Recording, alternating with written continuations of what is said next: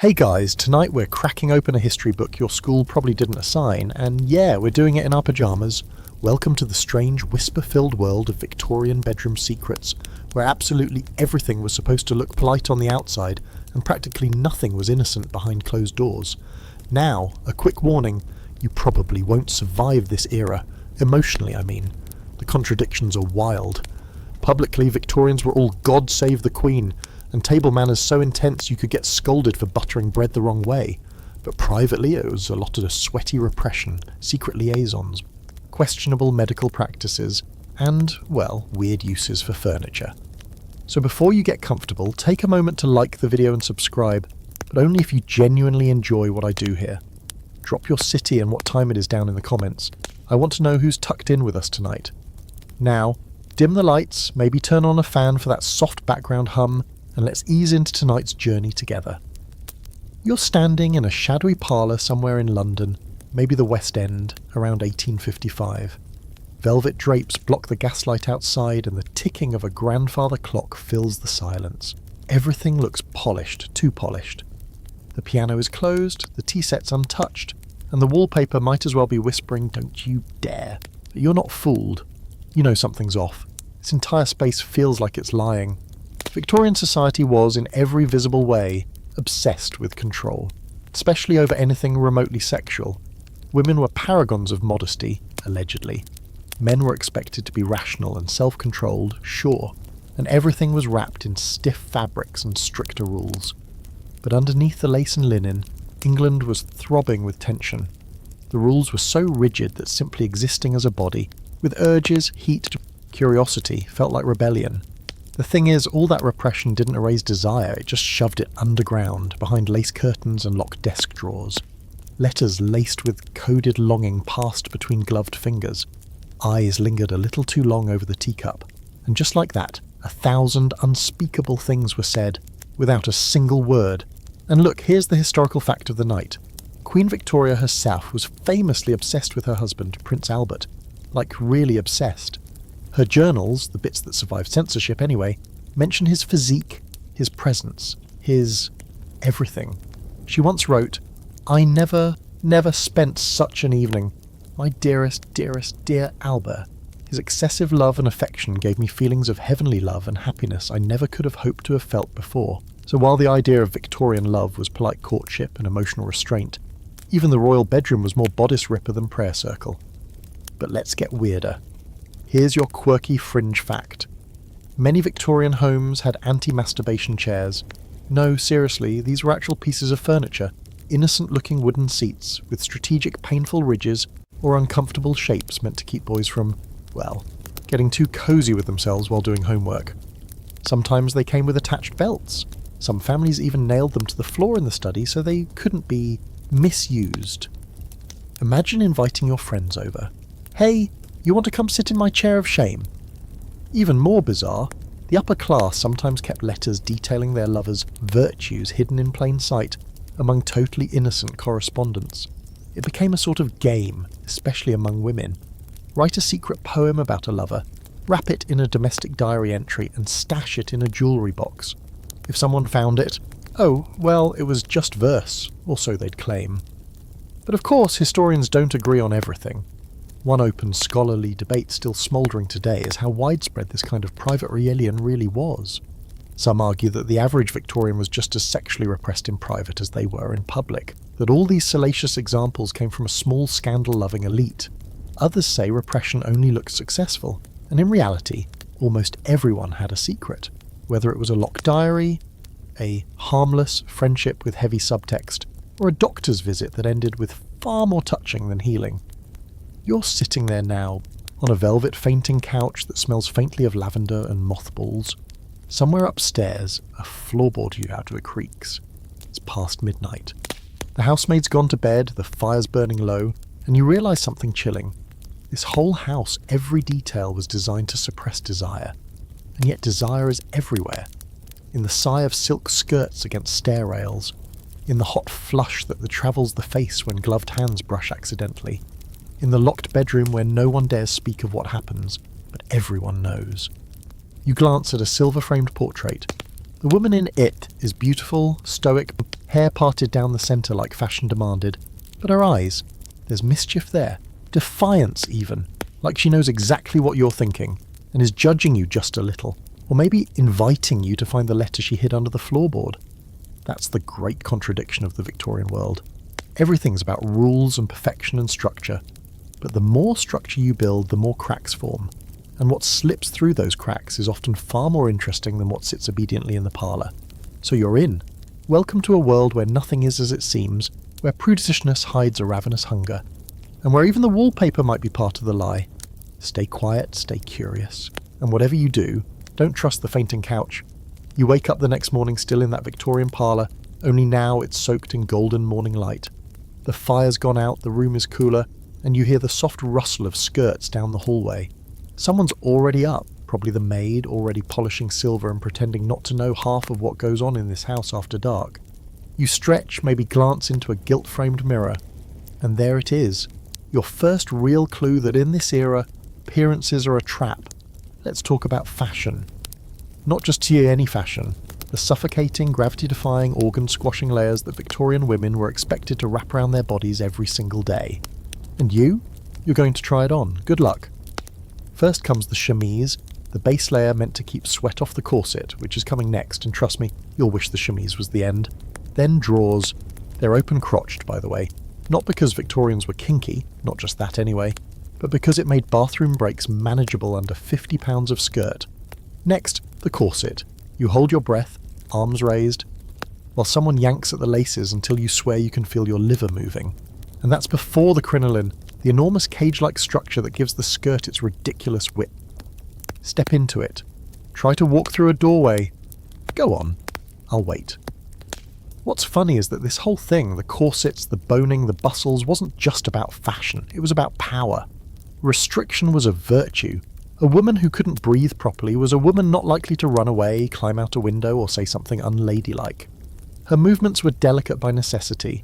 Every step was a performance, and yet those tightly laced waists, they were fetishized. Tiny waists meant discipline, self-control, and above all, desirability. Men were obsessed. Women were obsessed. Waist training became a competitive sport. Here's your historical fact. Some women achieved waists as small as 16 inches. That's smaller than the average circumference of a man's necktie. And to get there, they didn't just tighten their corsets for special events. They wore them constantly, even during sleep. Internal organs were known to shift position. Ribs compressed. There were real medical consequences, but the reward was social elevation, and sometimes romantic conquest. Now, what no one says out loud is that corsets, for all their moral marketing, were also hot. Not in the modern this outfit slaps way. I mean hot as in viscerally sexual. Corsets shaped the body, lifted the bust, emphasized the hips, and did so just enough to make Victorian men absolutely lose it, while still technically keeping things modest. It was a tease coded into clothing. If the ankle was forbidden, then an exposed collarbone under silk. Basically Victorian porn. And speaking of porn, here's your fringe fact. Some men collected corset string, as in, they would pay to own the lacing from a woman's corset. Sometimes it was gifted after an affair, or more scandalously, acquired during a visit to a certain kind of establishment. The string would be tied with a lock of hair, maybe spritzed with perfume, and hidden away like a trophy. Some collectors framed them, because nothing says romance like, here's a souvenir from when I ruined your posture. But like everything else in this repressed little world, it wasn't all flirtation and fluttering fans. There's an ongoing scholarly debate about whether women actually liked this fashion. Some argue that women were victims of a system that crushed their lungs in the name of male fantasy. Others point to women's own letters and fashion choices, arguing they embraced the power of the corset as a way to command attention, gain status, and yes, express their sexuality in the only way society allowed. You're sitting now in a lady's dressing room. Light from a side window glints off the mirror, illuminating hairpins, powder brushes, and a disorganized cluster of perfume bottles. The room smells like roses and cold metal. A corset hangs over the back of a chair. Not a garment anymore, a symbol. You can almost hear the wheeze of it being laced too tight, the deep breath someone took just before entering a ballroom, the weight of being both a decoration and a secret weapon. Meanwhile, over in the men's dressing area, it's so much simpler. A cravat, maybe a waistcoat, polished boots, a top hat, but here's the twist. But men's fashion also lied. A tightly tailored frock coat could disguise more than just a paunch. For some men it was armour, for others a costume, and for a surprising few it was the same kind of coded, simmering seduction women pulled off with lace. But that's a story for another section. Back to you. You walk down a narrow hallway lined with portraits of unsmiling ancestors, all of them dressed in layers, eyes stern, mouths tight. And yet, what if you could step into the world behind the canvas? What would you find? Not just stiff dinner parties, but whispered gossip, heat trapped under too many skirts, hands brushing behind the curtain of a horse-drawn carriage. The fashion wasn't just oppressive, it was complicit. It carried the burden of seduction and suppression at the same time, and it wasn't limited to the elite. Working-class women wore modified versions, still tight, still stiff, just cheaper. Even prostitutes wore corsets because their clients expected the fantasy. The ideal body shape was enforced across class lines. It was practically law. As you wander back into the main parlour, you realise how much of this world was designed to look innocent while silently humming with lust. A woman couldn't say she wanted someone, but she could lean just slightly forward, let her bodice creak, and speak softly enough that a man had to lean in too close. And just like that, spark. So the next time you see a black and white portrait of a Victorian woman with her waist cinched tight and her expression cool as marble, don't be fooled. Underneath all that whalebone and silk is someone calculating exactly how far she can push before someone calls her improper. And maybe, just maybe, she wants to be caught. The day drifts onward, and now you're outside, on a garden path winding through clipped hedges and gravel crunching underfoot. Sunlight filters through the thick, hazy air, and all around you, couples stroll in perfect public choreography. No one touches, no one speaks too loudly. Gloves are firmly on, parasols tilt just right, and if anyone feels anything more than mild fondness, they certainly won't admit it. You're in the middle of a Victorian courtship ritual, a process so structured that it makes filing taxes look spontaneous.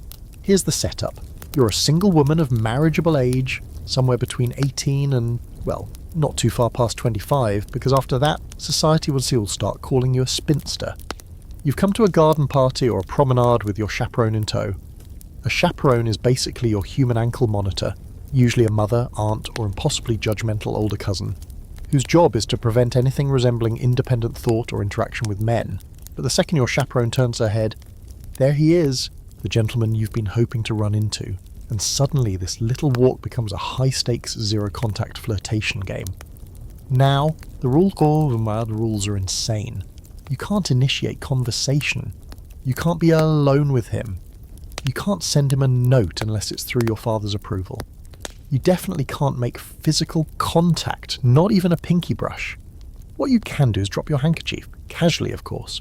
Just a little flutter to the ground. If he picks it up and hands it back with the right kind of eye contact, that's a whole novella of longing exchanged in 5 seconds flat. Victorian texting, basically. Here's your historical fact. In upper-class circles, it was common for men and women to court each other for years without ever being alone together. They met in parlours, sat across from each other at dinner parties, and passed notes via younger siblings or trusted servants.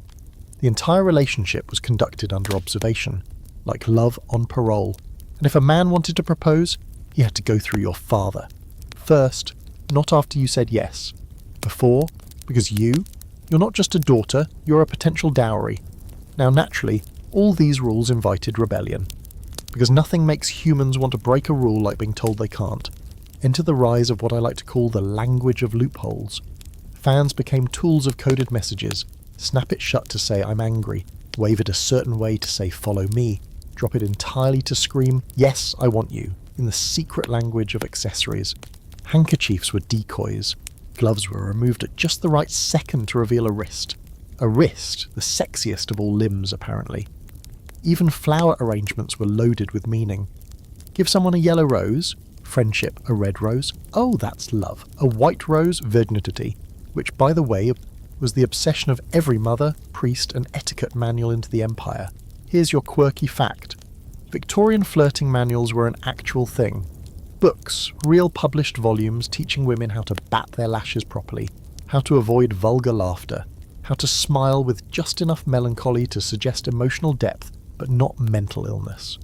These guides often had titles like The Lady's Guide to Perfect Deportment, or How to Keep a Gentleman's Affection Without Scandal. Which is, let's face it, a lot of pressure when you're just you're just trying to exist in a corset in 30-degree heat. And while you're mastering the art of communicating with your fan and fighting the urge to sneeze into your coded flower bouquet, there's a deeper tension simmering under everything. The difference between what men were allowed to do and what women were forbidden to even dream of. Victorian men, especially those with money, often had a double standard baked into their lives. Before marriage, they were expected to have experience.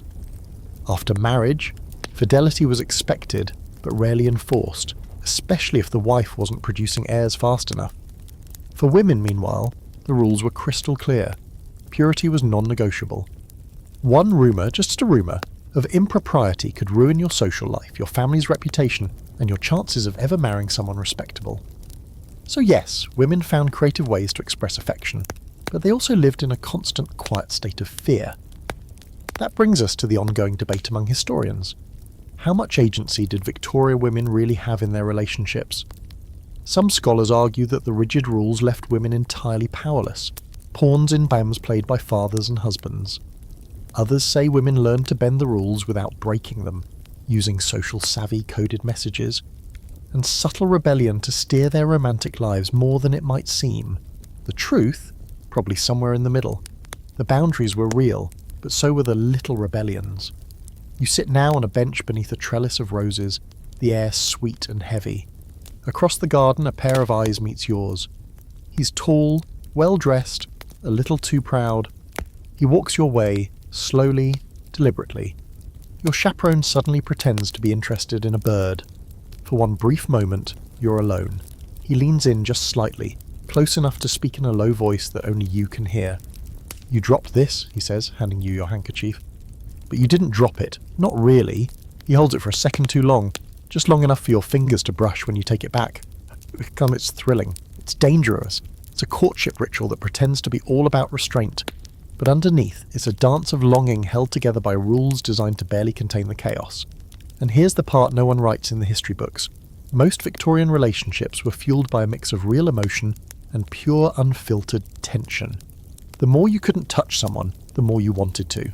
The more forbidden the glance, the more electric it became, so you don't walk away from this encounter. You float, a little breathless, a little smug, because even though the rules were stacked against you, you played the game. And tonight, when you write in your diary beneath the flickering candlelight, you'll use words like grace and charm and chance meeting. But deep down, you'll know what really happened. You wanted him to find that handkerchief.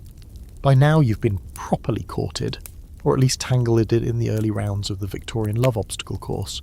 And, in an alternate universe where everything proceeds properly, you're about to land yourself a husband. Not love, necessarily. Quick, that would be a bonus. But marriage? Oh, that's essential, and not for the reasons we romanticise today. In Victorian England, marriage was less about emotional connection, and far more about property, status and biology. It was a legal contract, a family alliance, and, brace yourself, a socially sanctioned sex license. That's right.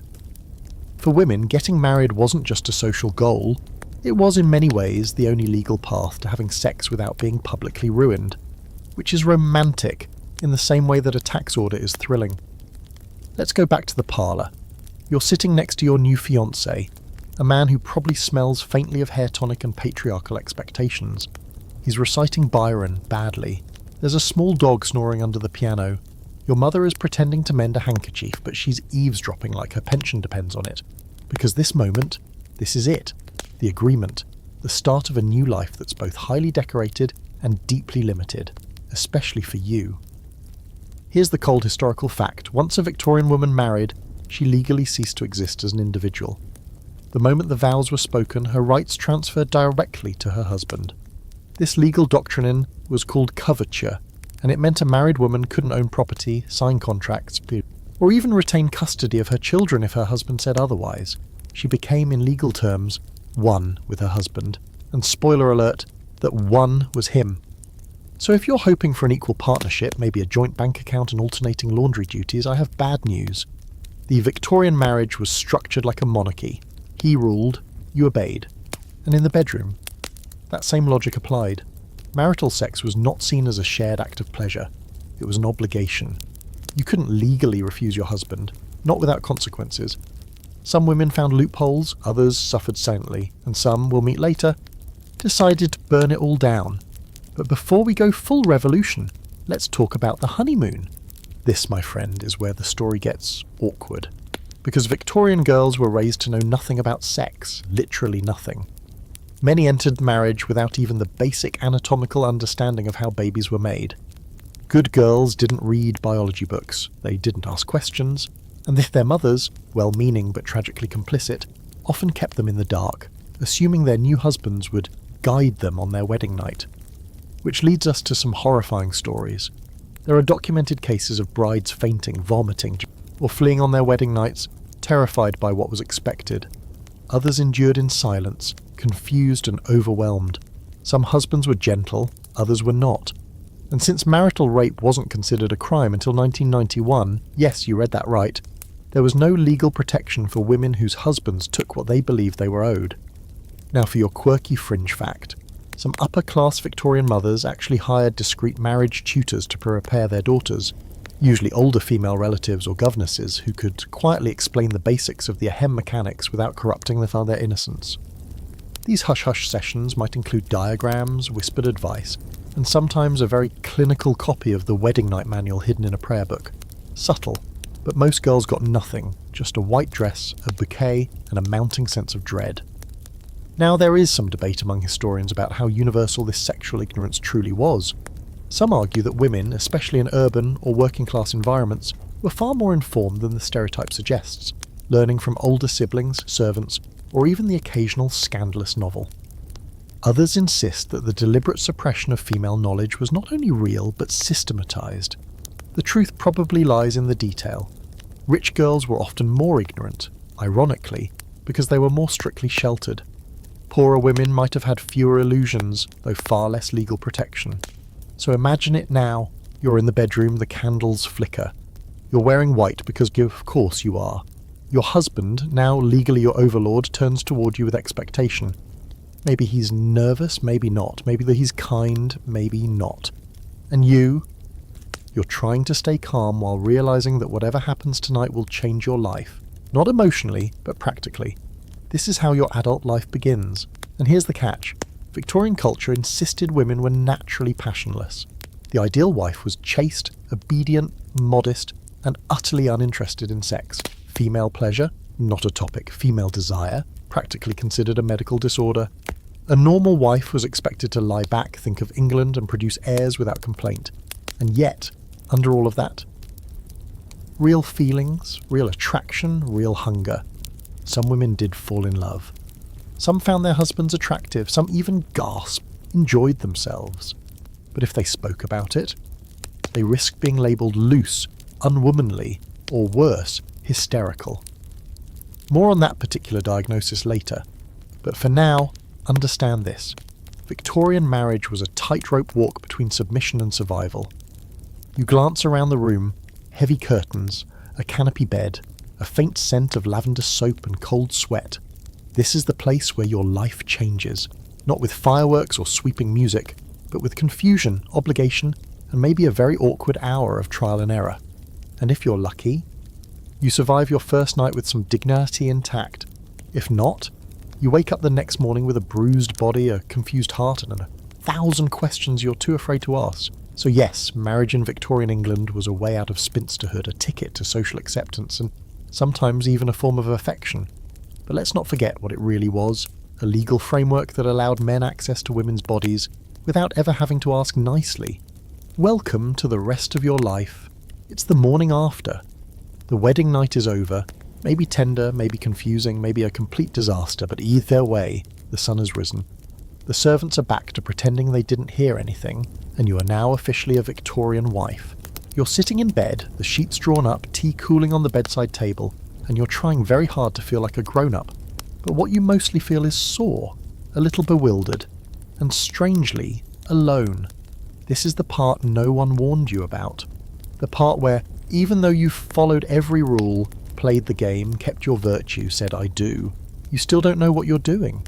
And neither does your new husband, judging by how many times he asked her, "Was that all right?" last night while fumbling with more buttons than a military uniform. It turns out reading Shakespeare doesn't prepare you for actual intimacy. Who knew? Now here's your historical fact.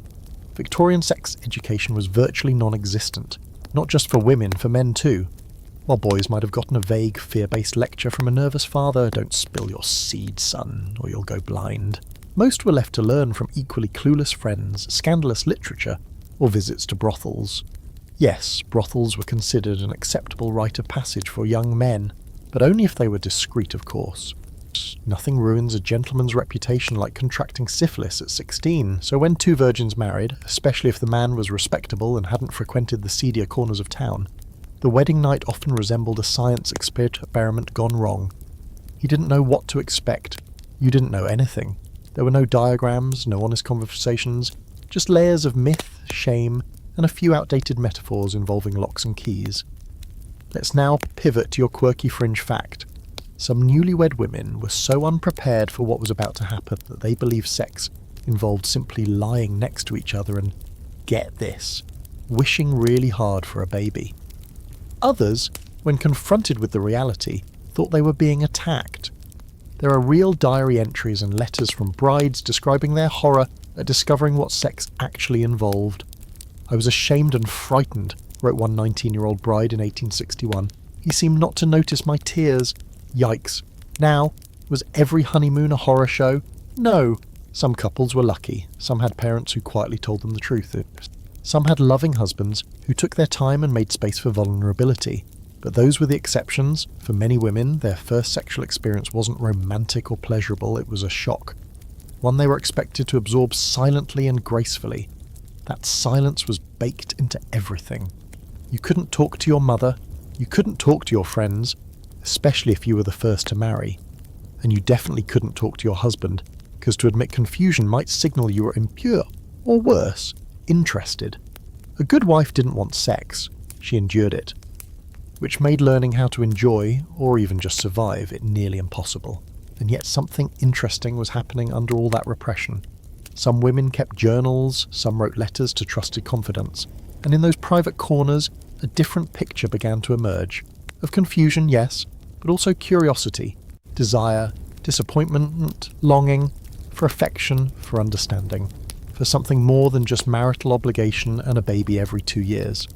Which brings us to one of the biggest scholarly debates around Victorian sex lives. Were women truly passionless, as the era insisted, or was that idea invented to control them? Modern historians lean hard toward the second theory. The concept of the angel in the house, the pure, sexless, sacrificial wife, wasn't a natural truth. It was a cultural invention, a tool. If women believed they had no sexual urges, they wouldn't ask for pleasure. They wouldn't demand equality. They'd submit. It was repression disguised as morality, and it worked terrifyingly well. You get up now, wrapping yourself in a thick dressing gown as you pad across the freezing wooden floor of your new marital suite. Outside, carriages rattle by. You hear your husband downstairs speaking with the butler, already slipping into his role as master of the house. And you're wondering if what happened last night was normal. If the ache between your legs means it went right or horribly wrong. And here's the strangest part. You'll likely never know. There's no guidebook, no casual girls' brunch where you trade stories and laugh about the awkward bits. There's just the lingering Pompadour, broken occasionally by polite conversation and the ticking of clocks. Victorian time didn't just move forward, it marched with rigid regularity, forcing you along whether you are ready or not. As the days pass, your duties begin. You manage the household, oversee the servants, plan dinners, host dull visits from even duller relatives. And every few nights your husband appears again, expecting your body like it's a room he owns and occasionally visits when the mood strikes. This is the deal. You signed it with flowers and lace and a vow to love, honour and obey. And whether you felt anything during those moments, whether your skin thrilled or your soul recoiled, doesn't matter. No one will ask, no one will care, but you will. Because while Victorian society had a lot to say about appearances, about good breeding, moral character, and spotless white gowns, it said almost nothing about what it felt like to live inside a woman's body, to be entered without understanding, to be touched without conversation, to be handed a life no one prepared you for, and then told to smile sweetly and send out thank you notes. And so, you do what so many others have done. You press the feelings down, fold them neatly, bury them beneath pressed linens and well-rehearsed smiles. Because in this world, a respectable woman doesn't speak of her disappointments. She drinks her tea, writes her letters, and waits for the next summons to the bedroom, hoping it will hurt a little less this time. But deep down, a small fire has started. It's quiet and it's careful, but it's there. And one day, maybe not soon, but eventually it might burn its way through all this silence. You've been married for a few months now. The awkwardness of the honeymoon has faded, or maybe just settled into routine, and your days unfold with all the predictable charm of a music box, breakfast at 9, embroidery at 11, an awkward kiss on the cheek sometime before bed. The marriage is fine, according to everyone, which is to say it exists. You're not scandalous. You've started hosting small teas. You've learned to smile in the right places. And your husband, for all his flaws, seems satisfied enough to leave you alone most evenings, holed up in his study with cigars and brandy. A win, depending on your perspective. But lately there's something different. A restlessness under your skin. You find yourself lingering too long by your dressing mirror. Your gaze snags on the forbidden, something soft, something private, something you don't have a name for. And that's when you remember what you read in the back of a dusty magazine once. Just a fleeting sentence slipped into a health article. Excessive self-touch leads to madness, sterility, or worse. You laughed at the time. Until now, because in this Victorian world nothing was feared more than masturbation. You heard it called self-abuse, a phrase whispered by older women at garden parties when the conversation turned toward that unfortunate boy who had to be sent away. Or perhaps you read it in one of those terrifying moral pamphlets, always handed out at charity events, promising that if you so much as let your hand wander below the waist, you'd die alone and blind, probably with spinal deformities for good measure. If you were really unlucky, someone might even lock you in one of those medical contraptions, straps, belts, cages, designed not to cure disease, but to crush desire. Here's your historical fact. During the Victorian era, masturbation was officially classified as a medical disease. Physicians genuinely believed it caused physical degeneration, mental illness, and premature death. It was included in medical textbooks as a degenerative condition, often referred to as onanism, a reference to a misinterpreted biblical passage. And yes, boys were the main targets, but girls? Girls were warned too, especially if they showed signs of melancholy or irritability, or, you guessed it, overactive imagination. It gets darker. You know those strange chairs we mentioned earlier?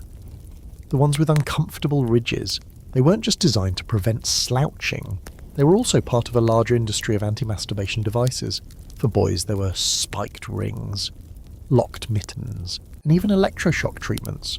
For girls, it was subtler.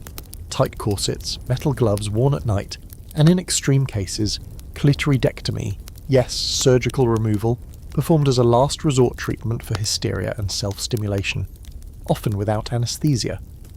And here's your fringe fact of the evening. One of the most infamous anti-masturbation devices for girls was an innocent-looking nightgown with built-in stiff leather seams, designed to keep the wearer's hands above the covers. These garments were marketed to anxious mothers as a way to preserve their daughters' modesty during sleep. Some even came with wrist restraints. You think your itchy wool sweater is bad? Try spending puberty wrapped in a wearable straitjacket. What's worse, perhaps, is the intentional confusion sown around pleasure. Girls were told nothing about their bodies. No mention of anatomy beyond down there. No honest talk about desire. If you felt anything, you were supposed to ignore it. If you were curious, you were warned to pray harder. And if you acted on that curiosity, even in private, that was considered a moral failure. Something shameful, something punishable. But here's the paradox. The body doesn't care about shame, it just exists. And sometimes it wants. A breeze on your neck. The press of fabric in the wrong place, the simple heat of a bath. These sensations aren't planned. They just happen. And in a society obsessed with purity, they become terrifying.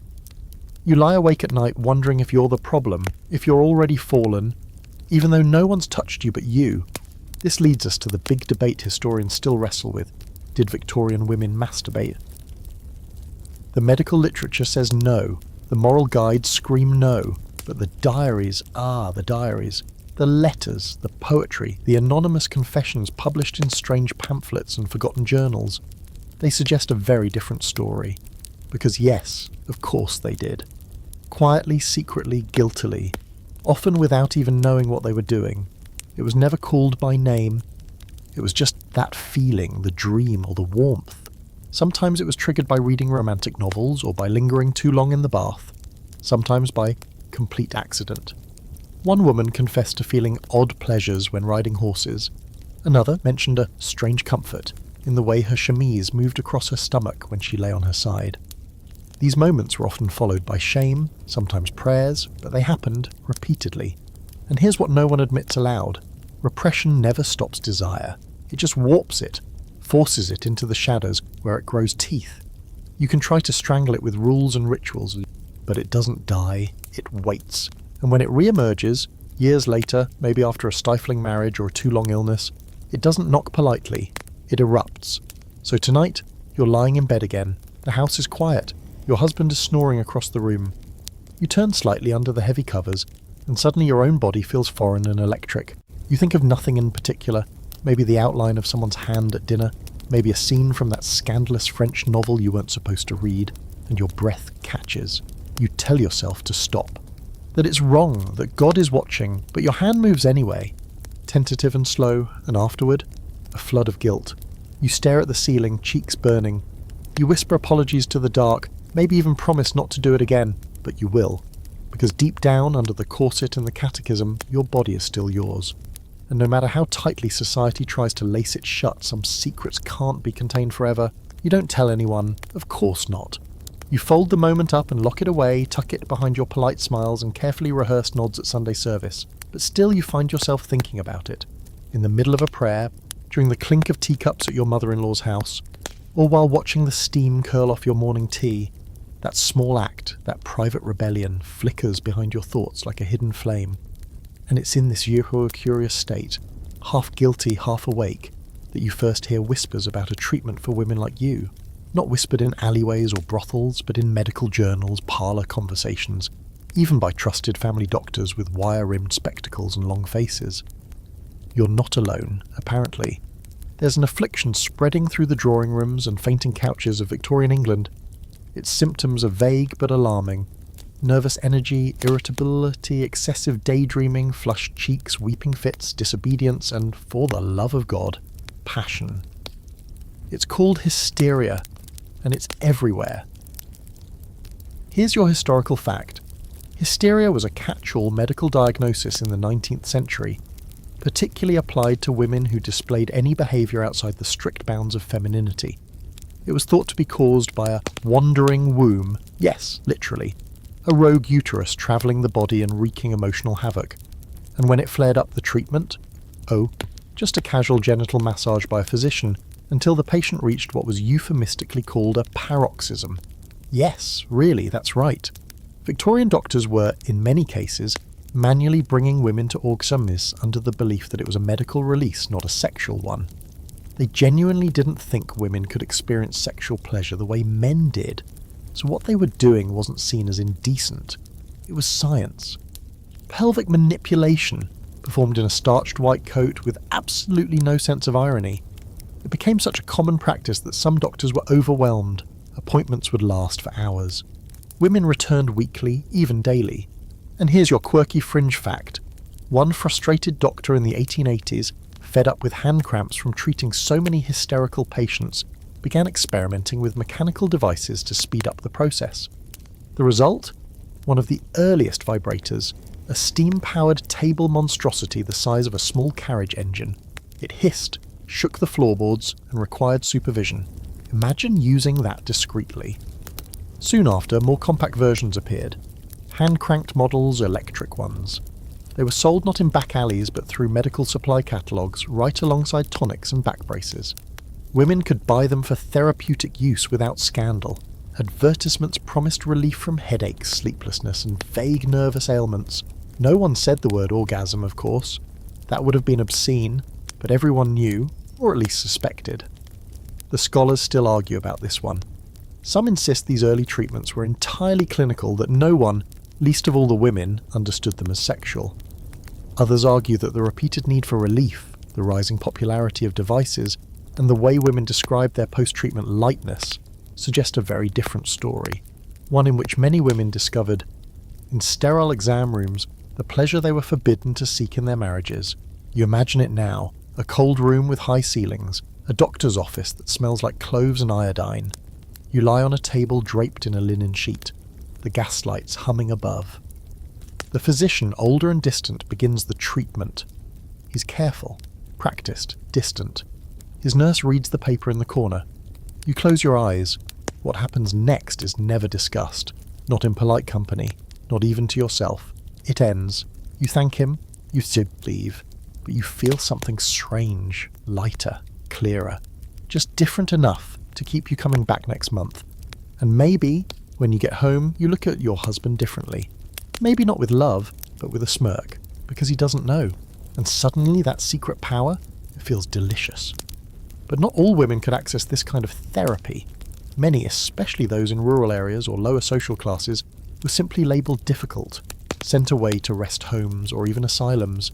Some were locked up for months, some for years, and yes, some for life. The term hysteria could mean anything and everything: sexual curiosity, anxiety, depression, even poor menopause. It was a one-size-fits-all excuse to silence women who stepped out of line. And here's where things start to curdle under the lace. You realise that the society built around you is designed not just to control your actions, but to pathologise your feelings, to make your own desires suspect. Your curiosity, dangerous. Your dissatisfaction, a disorder. Your pleasure, a problem to be solved by a man in a white coat. And yet, it's happening anyway. In bedrooms, in doctors' offices, in quiet bathrooms with the door locked and the water running. Women are discovering themselves, not all at once, not loudly, but steadily. Quiet revolutions, one paroxysm at a time. So you walk down the street now with your gloves on and your hat tilted just so. You nod to neighbours, you host tea, you make pleasant conversation about the weather and the new minister's wife. But underneath your silk blouse, your heart beats differently now. You know things no one ever told you. You've felt something no etiquette book dares describe. And when someone casually mentions hysteria at a dinner party, laughs about those poor overwrought women, you smile, you sip your tea, you say nothing, but inside you're glowing.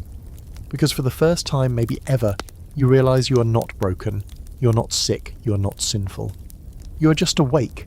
You've learned to walk the line now between obedience and defiance, silence and secret knowing. You say all the right things at supper, wear all the right shades to church, and offer polite little laughs when the local vicar tells another story about wayward Parisian morals. But something's shifted. Your body carries a private rhythm now, a hidden tempo pulsing just beneath the corset stays and lace gloves. And you're not the only one, because lately your attention keeps drifting towards someone else. Not a man, a woman. It starts innocently. It always does. Maybe she's your cousin's friend from Bath, or a fellow hostess on the charitable committee. She's lovely in that quiet, dignified way, soft-spoken but clever. Her eyes linger longer than they should. She takes your arm when you walk, her fingers warm through the fabric. You tell yourself it's nothing, just friendship, just a gentle, harmless intimacy. But then there's the letter, folded neatly, left in your glove box after Tuesday's visit. It's written in her hand, the ink just slightly smudged near the bottom, like she paused too long before finishing. She says your company warms her, that she thinks of you in the evenings, that your smile follows her into dreams. You read it once, then again, and then you lock it in your drawer and lie awake wondering if you've lost your mind, because this is impossible. Or so you've been told. Here's your historical fact. Same-sex love between women in the Victorian era wasn't illegal, because it wasn't officially acknowledged to exist. In 1885, Parliament famously criminalised gross indecency between men. Oscar Wilde would pay dearly for this, but no equivalent law existed for women. Queen Victoria allegedly refused to believe lesbianism was real. Women don't do that, she supposedly said. Whether or not she actually uttered those words is debated, but the cultural impact of that denial was enormous. The idea that women couldn't experience sexual attraction to each other allowed it to flourish in plain sight. Letters between women from this era are full of emotional longing, physical admiration, and poetic yearning. Women lived together, travelled together, raised children together, sometimes with the approval of their families, who saw these arrangements as comforting alternatives to spinsterhood. These partnerships were often dismissed as romantic friendships, but read between the lines. And it's clear many of these were deeply sexual, deeply emotional relationships, just disguised in lace and euphemism. You see it now in the way she looks at you across the tea tray, the way her hand brushes yours when she passes the sugar.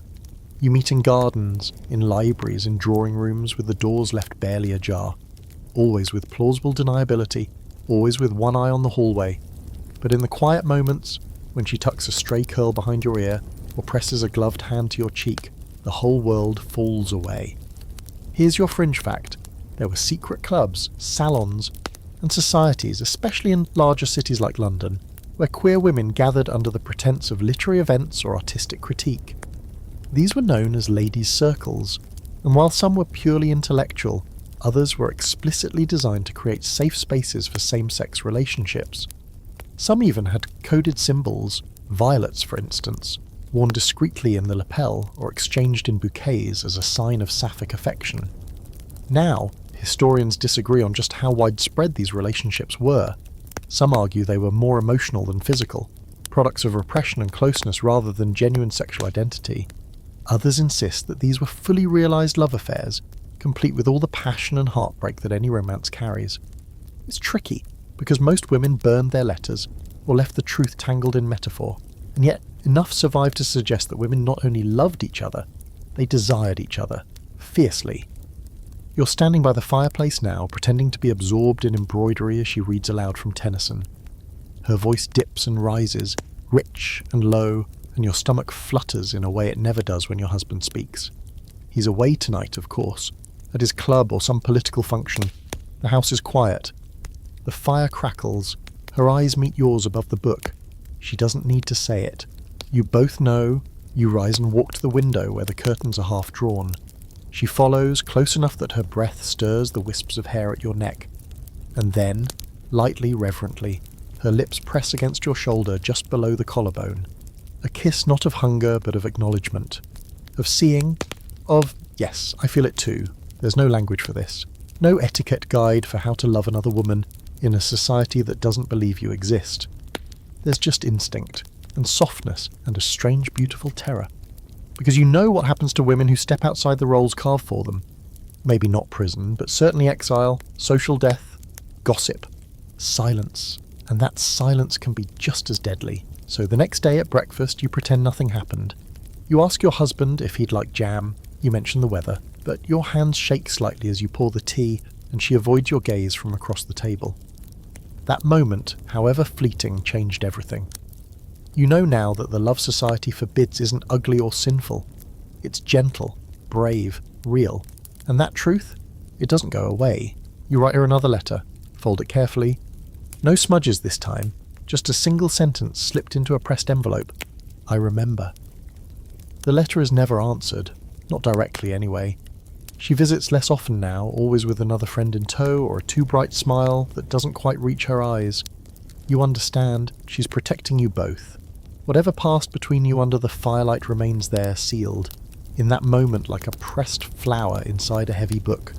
You can feel it every time your eyes meet across a room, a tiny ache, a ghost of heat, but neither of you speaks of it again. And so life resumes, or at least the shape of life. Morning calls, boring conversations about lacework and lamp oil. Your husband reads the newspaper at breakfast and grunts occasionally. And when he touches you at night, more out of duty than desire, you stare at the ceiling and try to remember how it felt when someone touched you gently, with curiosity, with reverence. You begin to notice the men around you in a different light to her, not just as husbands or politicians or shopkeepers, but as performers. So many of them are playing a role, stern, moral, composed, and yet the cracks show more clearly the longer you look. Because beneath their waistcoats and top hats, some of them are living double lives. Here's your historical fact. While Victorian England was obsessed with heterosexual marriage, there existed a vibrant and deeply underground network of men who lived openly queer lives behind closed doors. Homosexuality between men was illegal and punishable by imprisonment, but that didn't stop it from happening, especially among the elite. Secret letters, clandestine clubs, nighttime rendezvous in parks, these were all part of a hidden world that thrived in the shadows of respectability. One of the most infamous examples was the Cleveland street scandal in 1889, when a male brothel in London was discovered to be serving high-ranking members of the aristocracy, including possibly a royal or two. The fallout was enormous, not because anyone was surprised, but because the public had found out. That was the real sin. Exposure. As long as you kept it discreet, society turned a blind eye. But the moment your secret touched daylight, the same people who had smiled at your dinner table would tear you apart. Now, the fringe fact. This one's a little theatrical. There were actual guidebooks passed discreetly among men detailing which public places were safest for covert meetings. Certain alleys in Soho. A private reading room in a Mayfair library, a particular section of Hyde Park. Some men even carried coloured handkerchiefs, worn in specific pockets, to signal their interests to others in the know. It was a language built entirely on silence and subtlety, and risk. You start to wonder if your own husband knows any of this. He certainly spends a lot of time at his gentleman's club, comes home late, smells faintly of cologne that isn't his.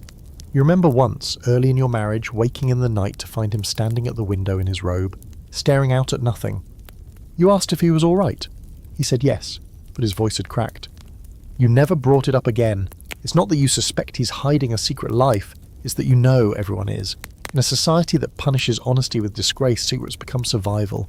You start to see it everywhere. In the way two men laugh too loudly at a party, their shoulders brushing. In the blush on a young footman's cheeks when the master of the house enters. In the way a widow and her companion move through town arm in arm, heads high, lips sealed. And here's the open debate. How many Victorian marriages were essentially partnerships of convenience? Not just loveless, but constructed to shield both parties from suspicion. Some historians argue that many upper-class couples had unspoken agreements. He would keep his affairs quiet. She would manage the house, and they would maintain the public illusion of harmony.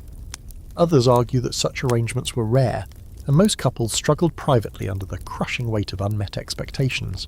You believe the truth is messier, that some people found safety in these roles, and others suffocated, that some men married women they cared for but didn't desire, and that some women, like you, married out of obligation, only to discover their hearts tilted towards something else entirely. You begin noticing how often men look at other men when they think no one's watching. The quick glances, the lingering eye contact, the conversations that drift into coded language. You wonder how many of them, like you, are pretending, and how many are actually content. One evening, while attending a formal dinner, you find yourself seated beside a well-dressed man with a sharp laugh and a watch chain that sparkles under the chandelier. He leans toward you midway through the soup course and murmurs something that makes your stomach flip, not because it's lewd, but because it's true. He says, "Do you ever feel like we're all actors, locked in a play with no exit?" You don't respond right away, just take a slow sip of your wine and glance toward the head of the table, where your husband is pontificating about railways. Then you turn back to the man and nod. Yes, you say, every day. There's a pause, then he smiles, and for the rest of the meal you speak freely about art, travel, books not approved by your family, even about Paris. It's the most seen you've felt in weeks, and when you leave he doesn't ask to call on you. He just takes your hand for a second too long, squeezes it once and walks away. You'll never see him again. But you will remember what it felt like to be understood, not as a wife or a woman or a symbol of virtue, but as a person, complicated, flawed, alive. That night you sit at your vanity long after your husband has gone to sleep. You unpin your hair, brush it slowly, and watch yourself in the mirror. Not for beauty, but for evidence that something is changing, that under the polished surface a real life is waiting to be lived, and maybe, just maybe, you're starting to believe you deserve it.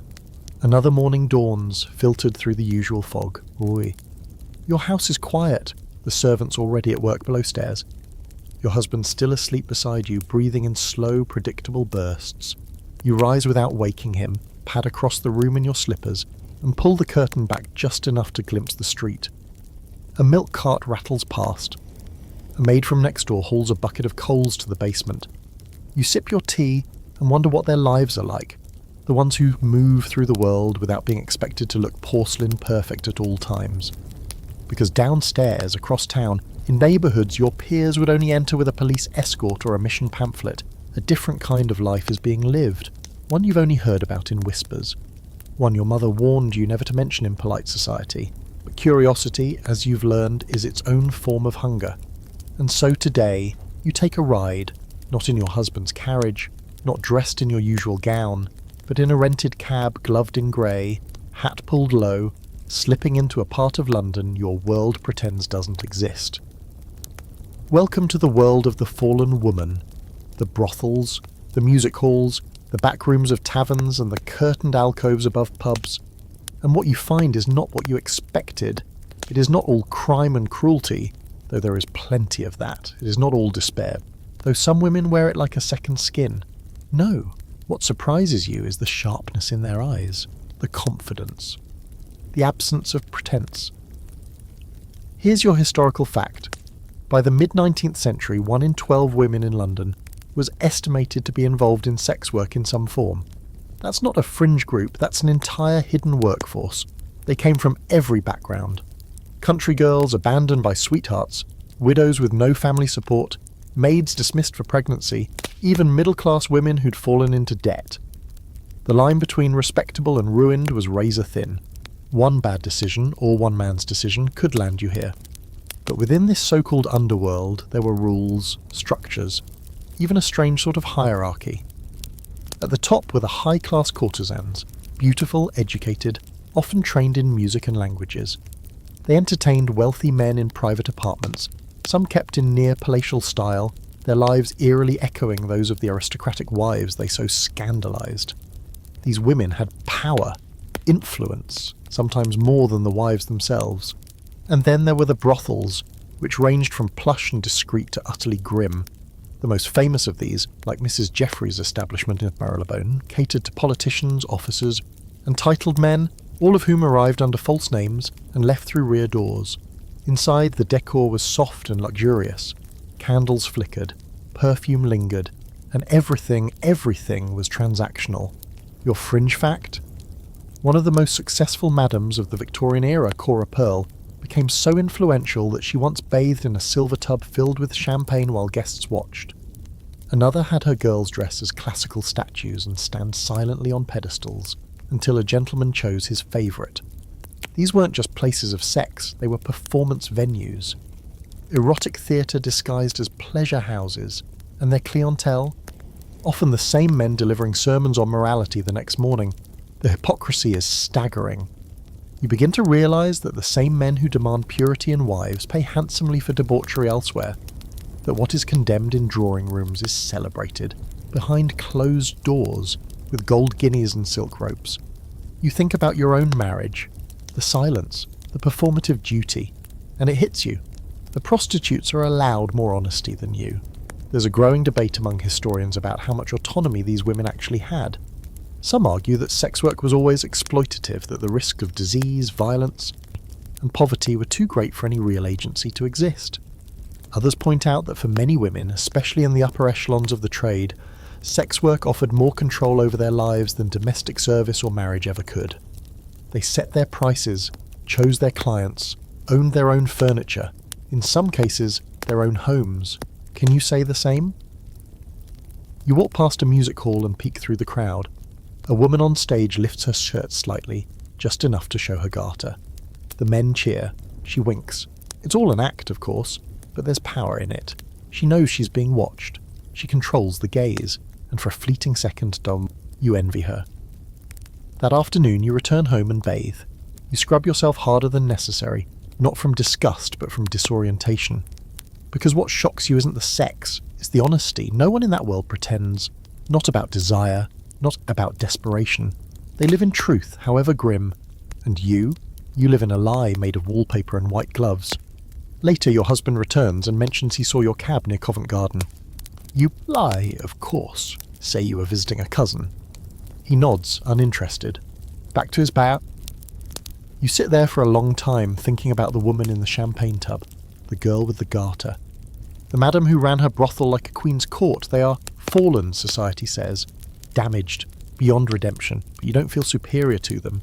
If anything, you feel jealous, because they have what you don't. Choice, a few weeks pass, your days remain mostly the same. Tea, embroidery, obligatory charity work, and dinners where everyone speaks in circles and no one actually says anything. But something in you has shifted, quietly like a crack forming beneath fine porcelain. You can't stop thinking about what you saw behind the velvet curtains and gaslights of that other London, the one without corsets and curtsies, where women lived not as angels or wives, but as something far more scandalous, themselves. And it makes you notice things, like the way Lady Hawthorne's neck flushes bright pink when her maid lingers a little too long fastening her necklace, or how Lord Elmsley's wife always finds a reason to not attend parties where her husband's present, or how those literary salons some of your more daring acquaintances host never seem to involve much reading after the third glass of sherry.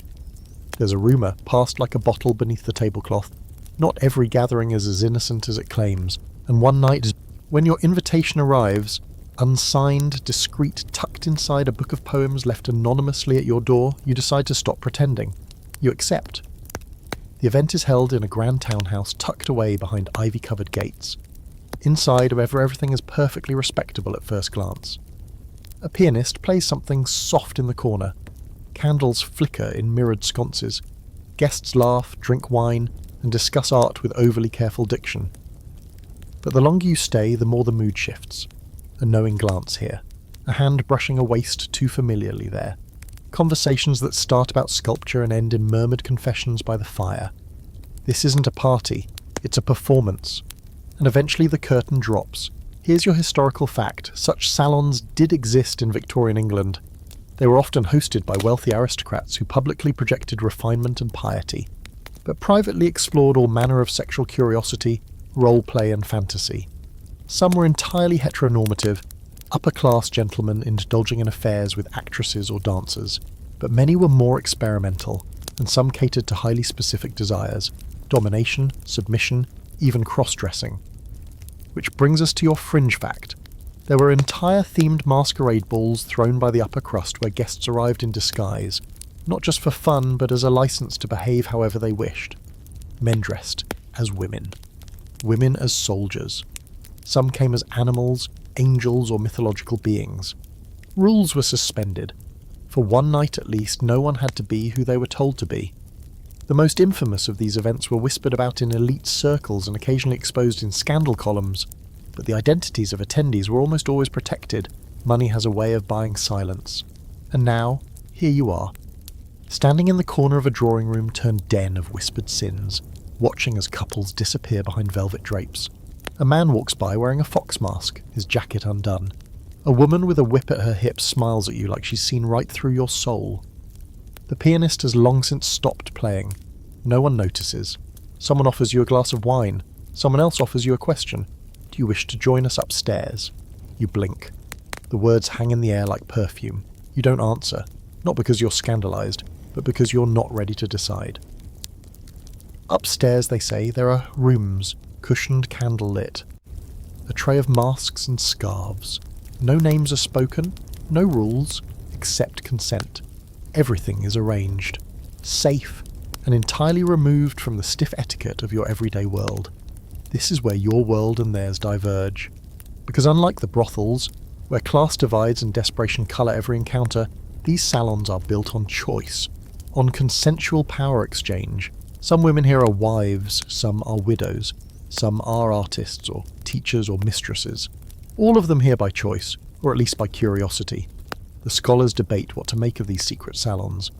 Some argue they were just rich people's play-acting, rebellion without consequence.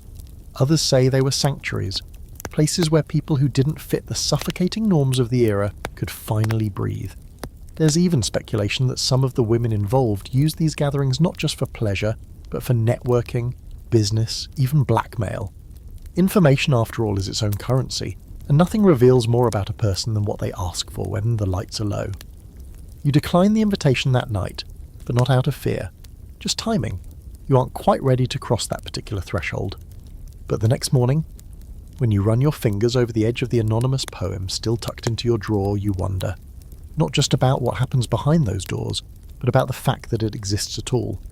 That somewhere, hidden inside the rigid machine of Victorian society, there are these little islands of rebellion, not just physical but psychological, spaces where people shed their names, their titles, and their guilt.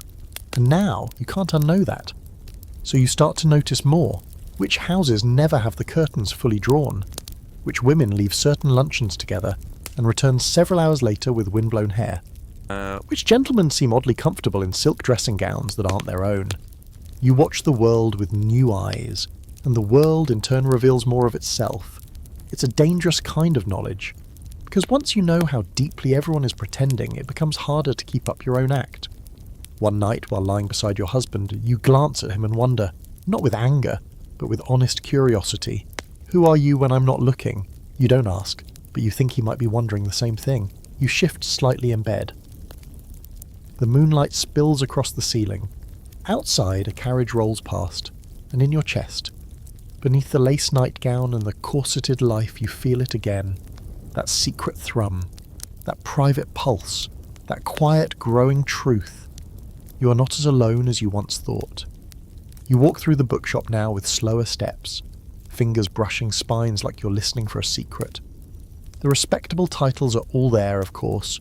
Dickens, Tennyson, rows of Bibles and moral tales, their covers embossed with gold and righteousness. But you've learned to look past the first row, to find the slim volumes hidden behind the Psalms, the ones that smell of worn leather and ink-dark want, the ones that don't come with a receipt. You slip one from the shelf, heart ticking like a clock gone slightly wrong. No title on the cover, just a symbol, a rose maybe, or something less innocent. You flip it open and there it is. No moral, no metaphor, just bodies, mouths, curiosity, and language so explicit it nearly burns your fingers. You buy it, of course. Wrapped in brown paper, no questions asked. This, you're beginning to learn, is the other industry that flourished beneath the Empire's polished boots. Victorian pornography. Here's your historical fact. Despite the era's obsession with chastity and moral superiority, erotic literature was wildly popular during the Victorian period, and not just in back alleys or foreign brothels. It circulated quietly among the upper class, passed hand to hand under the guise of poetry or private correspondence. Books like The Pearl, My Secret Life, and Raped on the Railway, yes, that's a real one, were printed in small batches, often illegally, and distributed through shadow networks that connected London to Paris, to New York and back again. Some of these works were pure filth. Others were surprisingly artistic, even poetic, writing that wrestled with the very boundaries Victorian society tried to enforce. What counted as desire? Who was allowed to feel it? And what did it mean to write it down? You return home with the book hidden in your cloak, up the stairs, into your room, door locked. You unfold the wrapping and read by candlelight page after page of things you were told good women should never know. But here you are, breathing a little faster, face warm, hands still. And you don't feel ashamed, you feel seen. Because unlike the stiff hymns and cold sermons that fill your days, this book doesn't lie. It doesn't tell you that your hunger is wicked, or that your curiosity makes you unnatural. It describes everything, the awkwardness, the joy, the mess, the ache. It laughs at shame. And in some strange way it comforts you. You're not the first woman to want. You're not the only one who didn't learn from her mother what her own skin could do. Others have wandered this same dark corridor. They just left the lights off behind them. Here's your fringe fact. One of the most infamous Victorian erotic publishers, William Lazenby, actually disguised his operation as a scientific printing firm, publishing articles about anatomy and public health while slipping in erotica between more official-looking volumes. He even used faux Latin titles to make them sound academic, which is probably why you've seen your husband come home with books labelled Flora Medica and never thought twice. So what happens when people like you, women, get their hands on this literature? Well, that's the question. Most men assumed women wouldn't understand it, that they were too delicate, too morally refined. But the truth? Women not only read it, they wrote it. Some under male pseudonyms, others in secret diaries never meant to be read aloud. Scholars have since discovered erotic poetry, illustrated scenes, even full-blown smut written in fine feminine cursive and hidden between pages of religious commentary. One woman annotated her Bible with personal notes about her husband's failings in bed. Another copied explicit scenes into the margins of her sewing manual. That's Victorian rebellion at its finest. Needlepoint by day, filth by candlelight. You turn another page. This one's about a governess and her employer. Predictable setup, you think, but the language surprises you. Tender. Yes, but also vivid and raw. You read a line aloud softly, tasting it like wine. The room feels warmer now, or maybe you do. And then you notice something strange.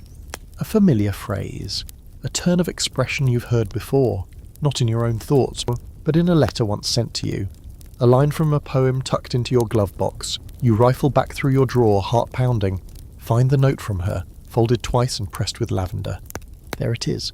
The same phrase. Did she write this? Did she want you to know? You sit on the floor, the book in one hand, the letter in the other, and a heat rises in you that has nothing to do with scandal. It's recognition, that secret code all over again. A world built on silence but pulsing just beneath with messages meant only for those willing to see.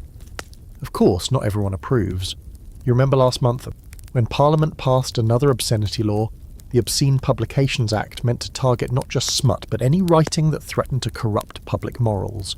Books were seized, printers arrested, writers shamed. But it didn't stop the flow. If anything, it made it worse, because now reading became an act of rebellion. And rebellion tastes sweet when your world insists on bland.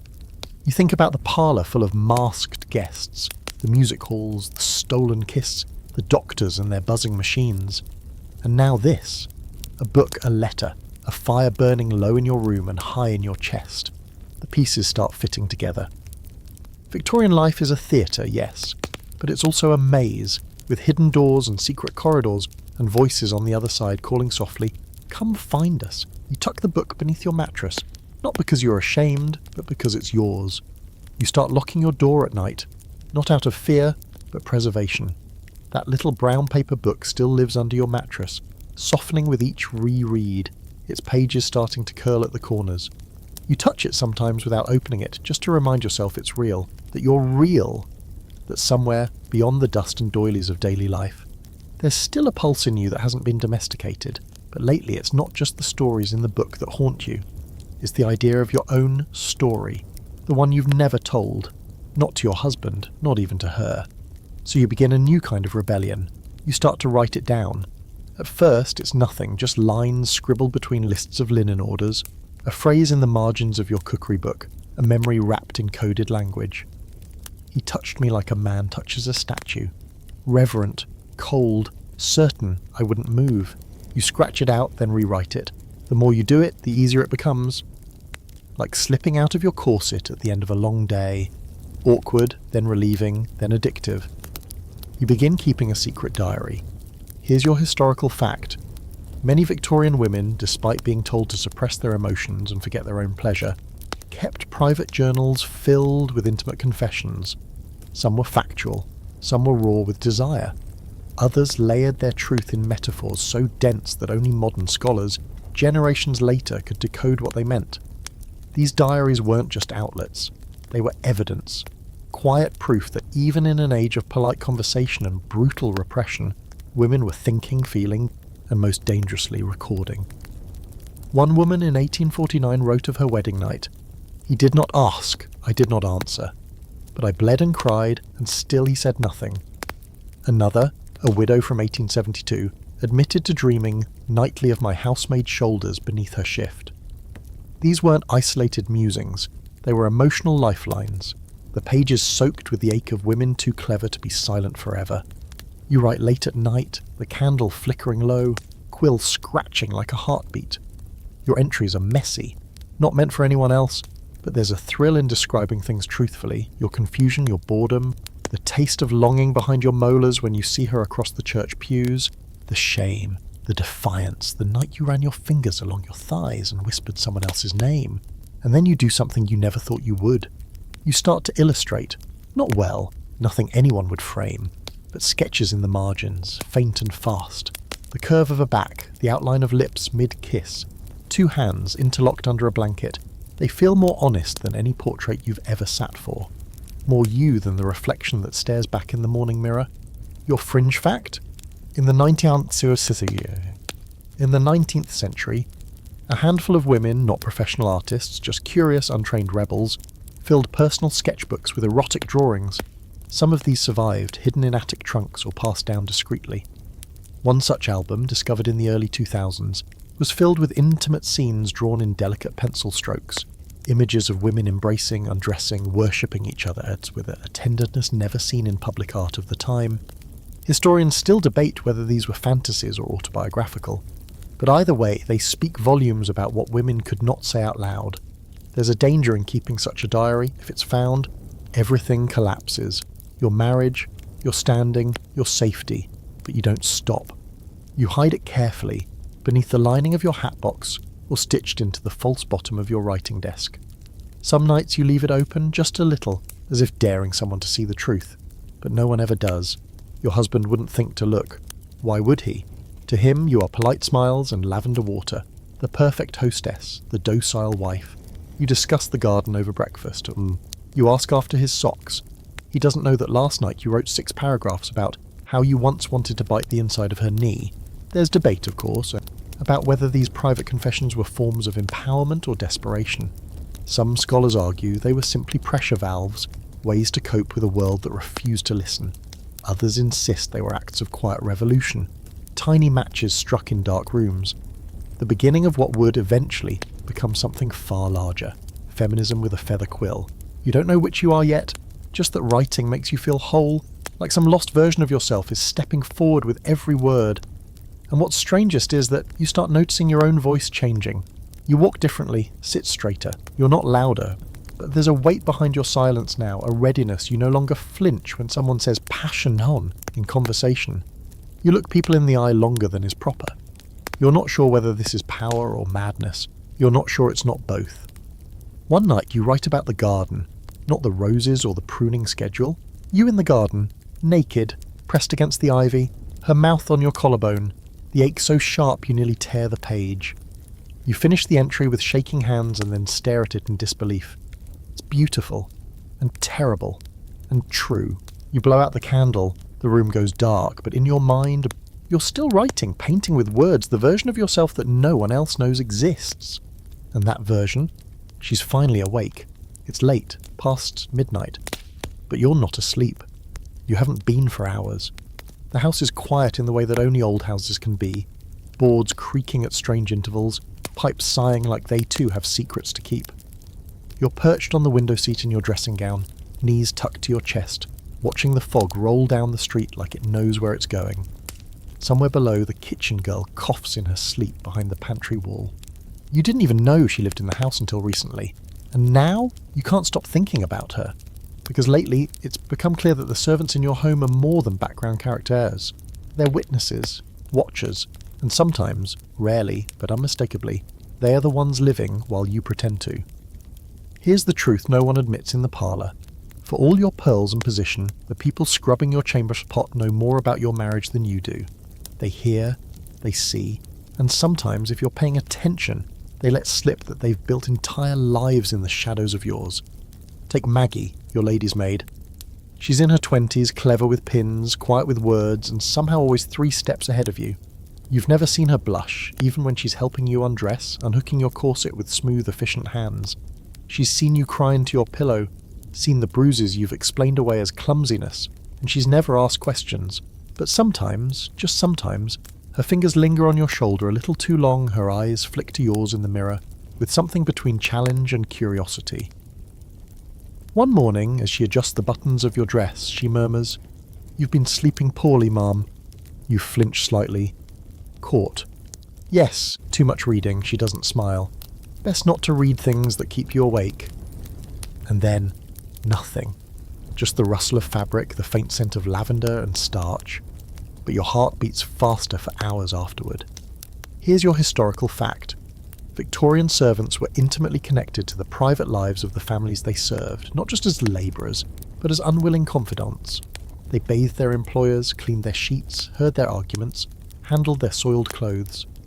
It was an intensely physical and emotional proximity, one made stranger by the strict social hierarchy that insisted they remain invisible. And yet within this enforced closeness, boundaries blurred. There are diary entries from Victorian mistresses describing not only friendly relationships with their maids, but flirtations, confessions, even affairs. Some women found comfort in the only other person in the house who saw them unclothed in every sense of the word. Of course, the power imbalance was enormous. These relationships were complicated, tangled with class and dependence and the ever-present threat of exposure. And here's your fringe fact. In certain wealthier households, servants weren't just passive observers, they actively participated in helping their employers maintain illicit relationships. One documented case involves a maid who ferried letters between her mistress and a female lover, managing schedules and even standing lookout during secret meetings in the conservatory. For this discretion, she was paid extra and given a pair of fine gloves each Christmas. You begin to see your own household differently now. The cook knows what time your husband comes home, whether he's in a mood. The butler glances at you a little too long when he pours the wine, as if reading your face like a map. And Maggie, oh, Maggie, you suspect she knows more about you than you'll ever admit aloud. And the odd thing, she protects you. Not just in the expected ways, laying out your dresses, drawing your bath, but in the quiet, invisible ones. When your husband is in a temper, she finds reasons to keep you upstairs. When you're flushed from reading your hidden book, she brings cold water without being asked. She never comments on the scrap of paper you dropped beside the bed that had a line about lips and thighs and a closed door. One night you wake to find your candle still burning and your diary open on the floor. Panic floods your throat. Had you fallen asleep writing? Had someone been in the room? And then you see it. Your page has been turned back, and in the corner, beneath your own handwriting, is a single faint smudge. A fingerprint, thumb-sized, sooty, not yours. You don't say anything. The next day, Maggie is quieter than usual. But when she brushes your hair that evening, her hands are gentler than they have ever been. She doesn't meet your eyes in the mirror. You don't ask her to. That's the thing about this unspoken world beneath the drawing rooms and chandeliers. It breathes. It shifts. Quietly and constantly in hallways and laundry rooms, in glances exchanged across staircases. The servants aren't just there. They're in it with you. Sometimes unwillingly, sometimes keenly aware. There's still debate, even now among historians, about the extent to which relationships between mistresses and servants crossed into intimacy. Most records come from rare surviving letters or court cases, and naturally the truth is blurred by discretion and shame. But what's clear is that these relationships existed. Equal parts tenderness and danger, control and connection. In some cases, love. In others, need. But always shaped by the impossible mathematics of status and gender. You catch yourself watching Maggie now, not just out of interest, but out of recognition. You see the same tension in her that lives in you, the same quiet calculation. She knows when to speak, when to disappear, when to be just present enough to be remembered, and just distant enough to be safe. And one evening, as she pins up your hair, she says softly, "You're not like the others." You meet her eyes in the mirror. Neither are you. No one else would think this matters, but it is. Because in this house full of silences and rituals, you've just spoken the closest thing either of you has ever dared call truth. The word hangs in the air longer than it should. Truth. A delicate thing, dangerously out of place in a world built on pleasantries and social fictions. And yet, there it is, between you and Maggie, quietly pulsing like a tiny ember refusing to go out. You go about the day as expected, tend to correspondence, pretend to be interested in the menu planning, endure a visit from your sister-in-law who sniffs as though your house has always smelled faintly inappropriate, but your mind is somewhere else. Because something is starting to unravel, and you don't know whether to fear it or welcome it. There's a tension in your chest you can't name. A kind of emotional vertigo. You're not falling exactly, but the ground beneath you doesn't feel as fixed as it used to. And then, of course, someone decides to talk about purity. You're at a local women's society meeting, one of those smug little tea-fueled affairs hosted by the church, full of lace gloves, passive-aggressive scone compliments, and relentless talk of improvement. Today's topic is moral hygiene, and the guest speaker is a woman dressed like a funeral procession. She carries a pamphlet titled "Preserving the Innocence of Girls," and she reads from it with the gravity of someone unveiling divine law. She says girls should not know the names of their own body parts. She says wives must keep their thoughts clean even during marital duty. She says God rewards restraint with serenity. You sip your tea and try not to scream. Here's your historical fact. Victorian culture was obsessed with female purity, both before and after marriage. Virginity wasn't just a personal quality. It was an economic asset, a social currency, a family's reputation wrapped in a hymen. Entire institutions, schools, churches, reform societies, were built around the concept of protecting it. And once it was lost, no matter how or why, a woman was considered spoiled. There were rescue homes for fallen women, where the primary therapy was prayer and laundry. Girls who ran away from home were tested. medically and humiliatingly for proof of sexual activity, and wives who expressed sexual interest, often sent to doctors or clergymen to be re-educated. There was even a best-selling medical guide that warned that a woman who enjoyed intercourse was no longer capable of pure Christian motherhood. That was the standard, passionlessness as sainthood. And the fringe fact? There existed celibacy cults, quiet religious communities formed around the belief that total abstinence from sex, even within marriage, brought one closer to God. Some of these groups practiced spiritual wifedom, where couples were married but never touched, sleeping in separate beds or even separate homes. The most extreme versions, like the Shakers in America, who were admired by some Victorian thinkers, believed that all sex, even for reproduction, was a corruption of divine will.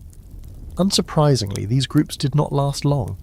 But these weren't just fringe ideas, they leaked into the mainstream. The idea that sex, even in marriage, was dangerous, that pleasure was suspect, that silence was purity, and purity was power. You look around the parlour at the other women listening to the guest speaker. Some nod, some frown slightly as if the tea has gone cold. But a few, just a few, look like they want to scream too. You catch one woman's eye across the room, a governess you vaguely remember being dismissed last year under delicate circumstances. Her mouth is a thin line, her knuckles white around the teacup. She sees you watching and gives the tiniest shake of her head. Whether it's defiance or despair, you're not sure. You excuse yourself before the lecture is over, claiming a headache. As you leave, you hear the speaker say something about the moral necessity of early bedtime for unmarried girls. You consider screaming after all, but decide to settle for slamming the carriage door a little too hard. Back home, you go to your room and strip off your gloves like they've betrayed you. You stare at your reflection and try to count how many times in your life you were told that goodness meant silence, that obedience was safety, that your value lived not in your thoughts or talents, but in how effectively you said no, until marriage, when you were expected to say yes without question. You go to your desk, you take out your diary, and for the first time you don't write in metaphor. You write plainly, furiously, I am not a vessel. I am not a gatekeeper. I am not the property of my father, then my husband, then God. I am not empty when I want. I am not evil when I feel. You pause. The ink is smudged from your grip. You continue. I am not less because I remember her hands. I am not wicked because I know my own. I do not need a priest to translate my body back into innocence. You don't know where these words come from, only that they've been waiting a long time to exist. Here's the scholarly debate you've stumbled into. Was Victorian purity ever truly about women? Or was it about control, social, religious, economic? Some argue that purity culture was designed to protect women from exploitation. Others say it was a tool to enable it, convincing women that obedience was virtue and suffering was holy. The purity myth promised safety, but rarely delivered it. And often, it was women themselves who enforced it, mothers, aunts, society matrons, because they'd been made to believe it was all that kept the world from turning on them. And maybe that's what burns the most. That even now, after everything you've seen and felt and written down in secret, part of you still wonders, am I broken? But the louder part, the part that wrote that page without trembling, finally answers back. No, you're not broken, you're untamed. And you think maybe, just maybe, it's time to stop apologising for that. You find yourself in front of the mirror again, not to preen or adjust, but to study. There's a part of you that wants to recognise something new in your reflection, some proof that what you're becoming is visible now. You stare longer than usual, not at your dress or hair or how well Maggie pinned your collar, but at your eyes. They look sharper, hungrier. Less like the quiet heroine of a moral tale, and more like a woman who's burned the book halfway through and decided to write her own ending. And tonight, you're going out. Not to a tea or a lecture or another exhausting dinner party full of veiled threats and socially sanctioned boredom. You've been invited to something different. Again, the invitation came in an envelope with no seal, slipped under your door with eerie precision. Inside, a single line. The ball is Saturday. Come as you are, or as you wish to be.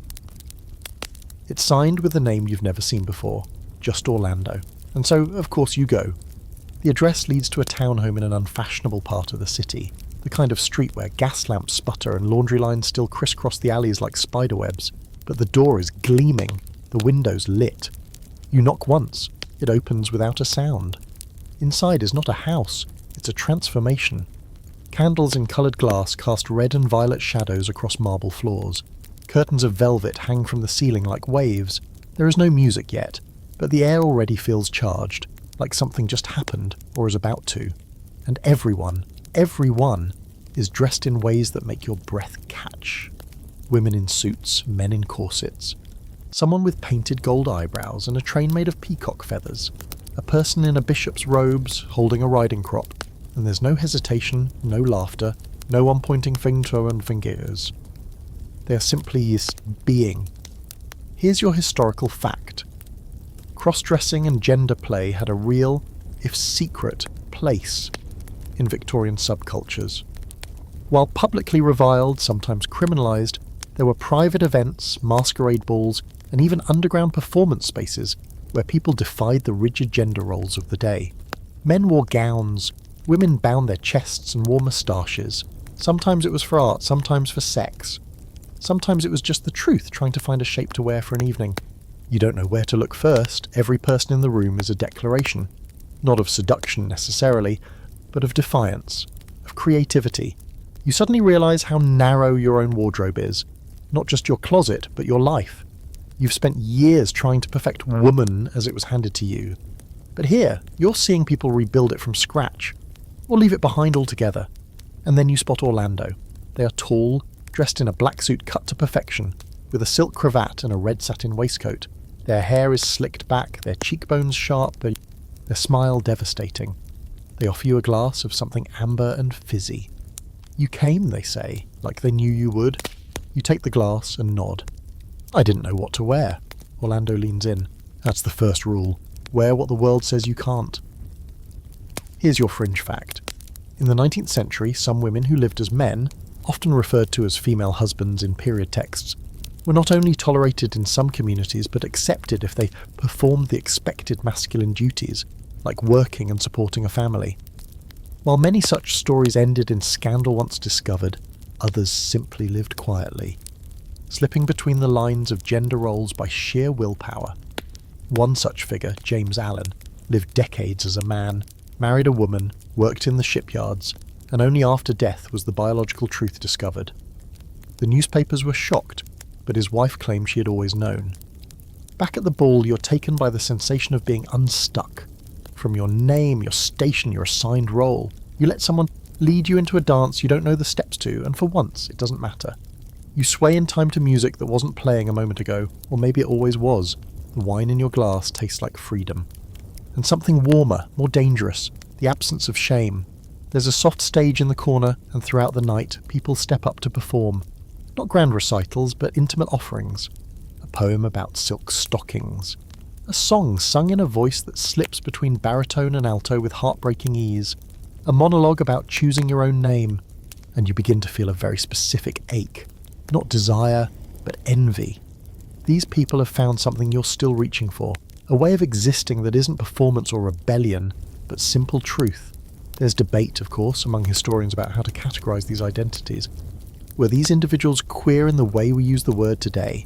Trans, gender non-conforming, or simply role players seeking escape in costume? The records are scarce, distorted by time and shame. But what's clear is that these gatherings, though rare, were spaces of power, of experimentation, of possibility. You find yourself talking to a woman dressed as a cavalry officer. She speaks like she's never once apologised for her voice. She tells you she attends a group that meets monthly to discuss the fluidities of self. You don't even know what that means, but you want to hear more. You ask her what name she uses here. She shrugs, smiling. Whatever fits. And you realise you want that too. Not just the fashion or the flirtation, but the freedom to choose. It's late when you leave, or early. Hard to tell. Orlando kisses your hand at the door. Their thumb lingering on your wrist a second longer than necessary. Come back, they say, when you're ready. You walk home without a carriage. Through fog and silence, your breath visible in the cool air, your skin still humming. Back in your room, you undress slowly, savouring each motion, watching yourself in the mirror not with criticism, but with curiosity. You turn sideways, pull your hair back. Imagine what it would feel like to change the shape of your presentation, to undo the idea of woman entirely and build something new from the bones up, And in your diary that night you write, "I no longer know what I am, but I know I am not what they told me to be." And for the first time that no longer feels like a problem, it feels like a beginning. The days that follow feel strange in their sameness, like slipping back into a costume after you've already stepped out of it. Your dress still fits, your gloves still button, your parasol still tilts at just the right angle, but inside everything's different. You sit through luncheons and nod at conversations about embroidery techniques, but your mind is far from thread and thimbles.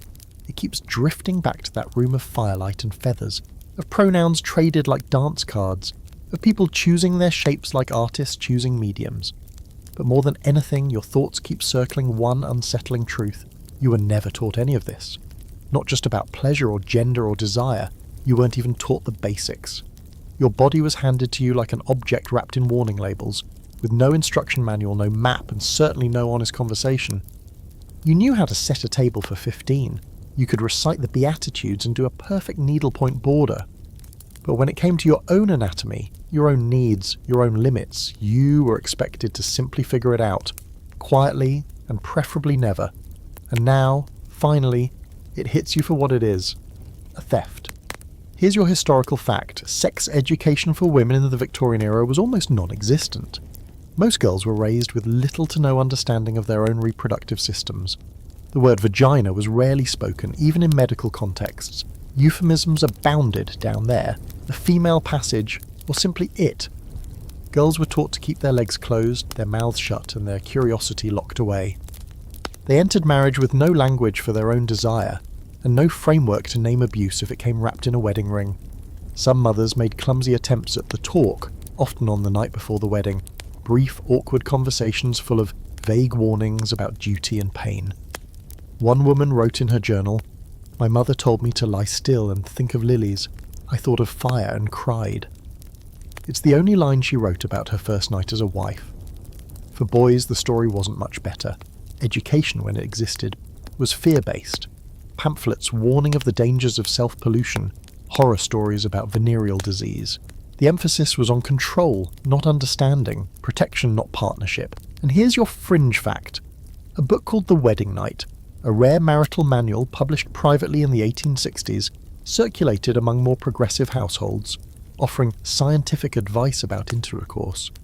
But it still framed sex as something for the man to lead and the woman to endure. It advised wives to submit cheerfully, even if you feel nothing was said, and encouraged husbands to be patient should your bride exhibit nervous aversion. There were anatomical diagrams, but none of female pleasure. The clitoris, when mentioned, was described as an oversensitive nub that may cause confusion. Confusion, indeed. And the scholars still debate how much Victorian women really knew. Some argue the ignorance was total, that women were deliberately kept in the dark to preserve their innocence and subservience. Others believe women often knew more than they admitted, passing information through whispered conversations with servants, sisters, or through reading novels and hidden medical texts. But even knowledge didn't always equate to agency.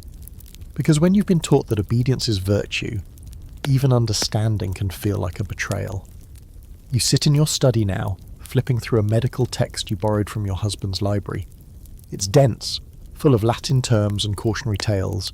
The diagrams are clinical, almost hostile. A woman's body reduced to parts and processes.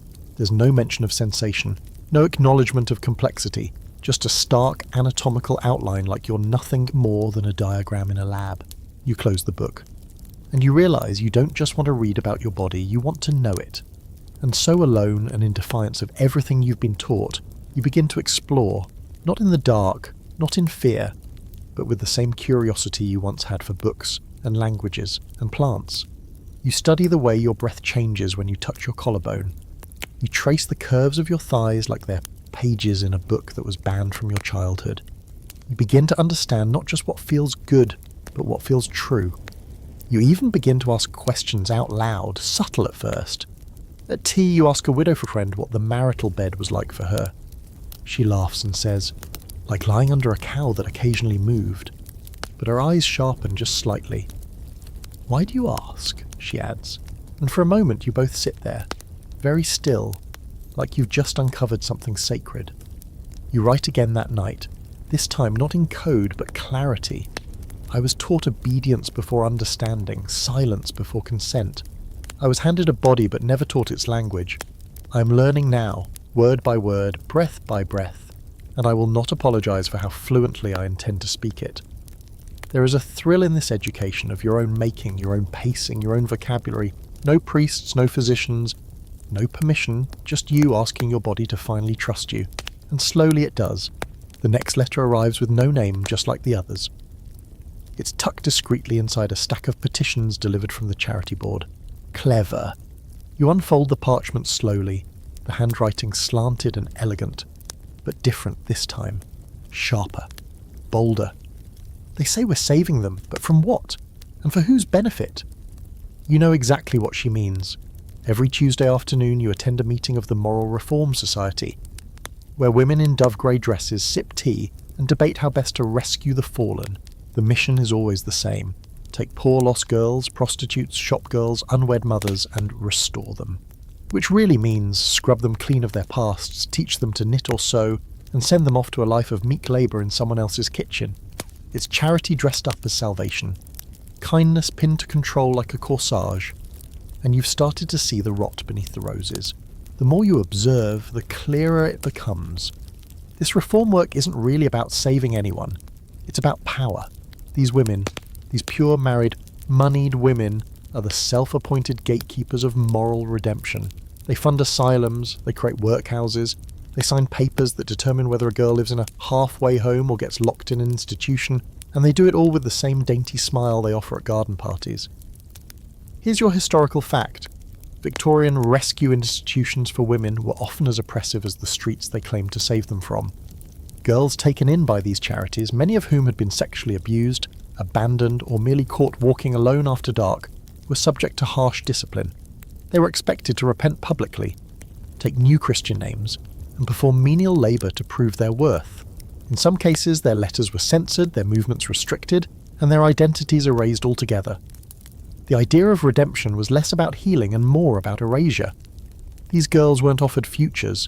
They were handed second-class sainthood in exchange for their silence. You remember the last girl they brought in? 16 maybe? Sharp eyes, wild hair, a mouth that looked like it had almost said something once. They sat her in the corner, handed her sewing, and talked over her head like she wasn't even there. "She's lucky," one woman whispered. The brothel she was in, disgusting, men coming and going all night. You glanced at the girl, her lips didn't move, but her eyes did. They flicked upward for a second, and locked with yours, just long enough to say they don't know anything. Then she dropped her gaze and stitched her square like a good little fallen woman. That night, you wrote in your diary, "What if they don't want to be saved? What if the world that destroyed them now offers salvation only to break them in a different shape?" There's your fringe fact. Some of these rescued women escaped from moral reform institutions and went right back to sex work. On purpose. Why? Because at least there they had money, autonomy, a choice in who touched them and when. Several even wrote about it later. One woman, known only as AR, wrote a scathing pamphlet in 1883 titled Sanctified Shackles, in which she described her time at a moral refuge as worse than the brothel, because at least the brothel didn't ask me to say thank you while it used me.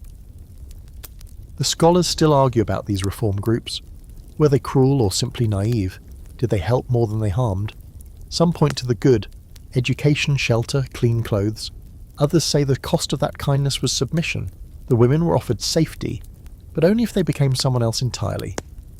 You've stopped attending regularly now, though you haven't sent a formal resignation. Instead, you ask more questions. At meetings, you inquire about what the girls want, not just what's being done for them. One afternoon, you suggest that they be allowed to write letters freely. The table goes silent. They might contact inappropriate people, someone says, or be contacted, another adds. These girls don't always know what's best for them. And that's when you say it, softly, but firmly. Neither do we. It doesn't go over well. Afterward, one of the matrons corners you near the coat rack. "You must be careful," she says with a strained smile. "There's a certain tone in your voice lately, as though you think we're the villains." You look at her for a long moment and reply, "I think sometimes we're the authors of stories that were never ours to write." And then you leave. That night, you find yourself at the kitchen door. You knock once and wait. Maggie answers, still in her apron, her cheeks pink from the stove. You ask quietly, "Will you walk with me?" She doesn't ask where. She just pulls on her shawl and steps out into the night beside you. You walk through streets you'd never be seen in during daylight. You pass pubs that can smell like sweat and pipe smoke. A woman leans against a lamppost and gives you a nod. Curious, not unfriendly. You nod back. Maggie doesn't say a word. Eventually you arrive at the edge of the old market square, near a small chapel that was converted into a halfway house by the Reform Society last year. The lights inside are dim, but you can see the silhouettes of girls folding linens, sweeping, sitting with heads bowed. Do they know it's not their fault? You ask quietly. Maggie watches the window for a long time before answering. Some of them know too much to believe otherwise. You walk home in silence, the fog curling around your skirts like smoke. When you reach your front door, you don't go in immediately. You look at Maggie and say, "If I asked you to teach me everything you know about the other side of this city, would you?" She tilts her head. Why? So you can write a paper about it, or so you can stop pretending it's not yours, too? You swallow. Both. Her mouth quirks into the faintest smile. Then yes. You nod, and something inside you shifts, like a gate opening. Quiet, but irreversible. Because saving people isn't about dragging them into your light. It's about meeting them in their dark and asking what kind of light they want for themselves. You meet Maggie in the alley behind the butcher's just after the street lamps are lit and the scent of raw meat has faded into cold air and coal smoke. She doesn't say hello, she just nods toward a side street, and you follow. You're dressed in a coat that doesn't belong to you, one Maggie borrowed from a cousin, and your hat's pulled low, your gloves plain. You could be anyone like this, a widow, a seamstress, a governess on her day off. You are invisible in a way you've never been before, and the anonymity feels less like a loss of status and more like a kind of quiet freedom. Tonight you'll be crossing into the part of Victorian life that was deliberately left out of the ledgers, the parish records, the respectable histories. The part no one was supposed to write down. You're going to learn about contraception. It starts with a knock at the back entrance of a bookbindery. The door opens, and a woman lets you in without a word. She's older, hair silvered at the temples, and her hands are stained with ink. She leads you through a narrow corridor lined with crates of paper, then into a small room where the real business happens. On the table, bottles, leaflets, pamphlets with careful names like The Married Woman's Friend, a non-personal regulation in the marital state. These aren't about love, or virtue, or theology. They're about not getting pregnant. Here's your historical fact. Victorian England had a thriving underground market for contraception. Despite a tidal wave of legal and religious opposition, people still sought ways to limit their family size, or avoid children altogether. The most well-known method was the condom, or French letter, usually made from animal intestine and sold quietly in barbershops or chemists. But there were also pessaries, douching solutions, and herbal abortifacients. The most popular pamphlet, Fruits of Philosophy, originally published in America, dared to explain both contraception and reproductive anatomy in plain terms. It was banned under the Obscene Publications Act, but copies circulated widely, hidden inside hymnals and behind pantry walls. The woman at the table picks up a small cloth pouch and hands it to Maggie, who nods and pays with a few folded shillings. You glance at the contents. A syringe for douching, a rubber ring, something that looks disturbingly like a miniature umbrella. For the cervix, the woman says, not unkindly. Best inserted before the gentleman gets clever. You nod. Try not to blush. Fail entirely. You ask, does it always work? She shrugs. Better than prayer. And then she says the quiet part. The part no one ever writes in a women's magazine or dares to whisper in the drawing room. A woman who cannot control her fertility cannot control her life. And there it is. The truth in 12 words, as sharp as any corset stay, and far less decorative. You learn quickly that the options are grim and inconsistent. Some women swear by sponges soaked in vinegar. Others use marital syrups bought from mysterious travelling salesmen. There are teas brewed from pennyroyal and rue, which are as likely to poison you as prevent pregnancy. And if none of that works, there's as always the backroom abortionist with the wire hook and the whispered price. Your fringe fact. In London alone, thousands of abortions were performed every year, mostly illegally. Midwives sometimes did them quietly under the guise of regulating the menses. In extreme cases, desperate women turned to lead pills or inserted sharp objects. One hospital record from 1874 listed 5 women in a single week who died of uterine infections caused by home abortions, 3 of them married, and yet the topic was never discussed in respectable company. Instead, the burden of reproduction was placed squarely on women's shoulders, expected to produce children like clockwork, but shamed if they had too many. You remember the quiet horror in your mother's eyes when she spoke of poor Mrs. Belgrave pregnant again at 42. You were told to pity her, but now you wonder if what she needed wasn't sympathy, but a pessary. There's an ongoing scholarly debate about whether working-class women had more control over their fertility than the upper class. On one hand, they had fewer resources and less access to safe contraception. On the other, they often had more practical knowledge, passed between neighbours and through generations. Upper-class women were expected to be ignorant by design. The more innocent, the more controllable. And now that you've seen what knowledge really means, how powerful it is, you understand why it was kept from you. Maggie leads you out of the bookshop through a different door, one that opens into a narrow mews. That was the easy part, she says. Now comes the hard one. She takes you to a tenement. 4th floor, no light in the stairwell. You arrive out of breath and a little dizzy from the climb, only to be greeted by a tiny woman with a baby on her hip and 2 more tugging at her skirt. She looks barely older than you and utterly exhausted. "This is Elsie," Maggie says. "She used to work for the family down the street. Then she got in trouble."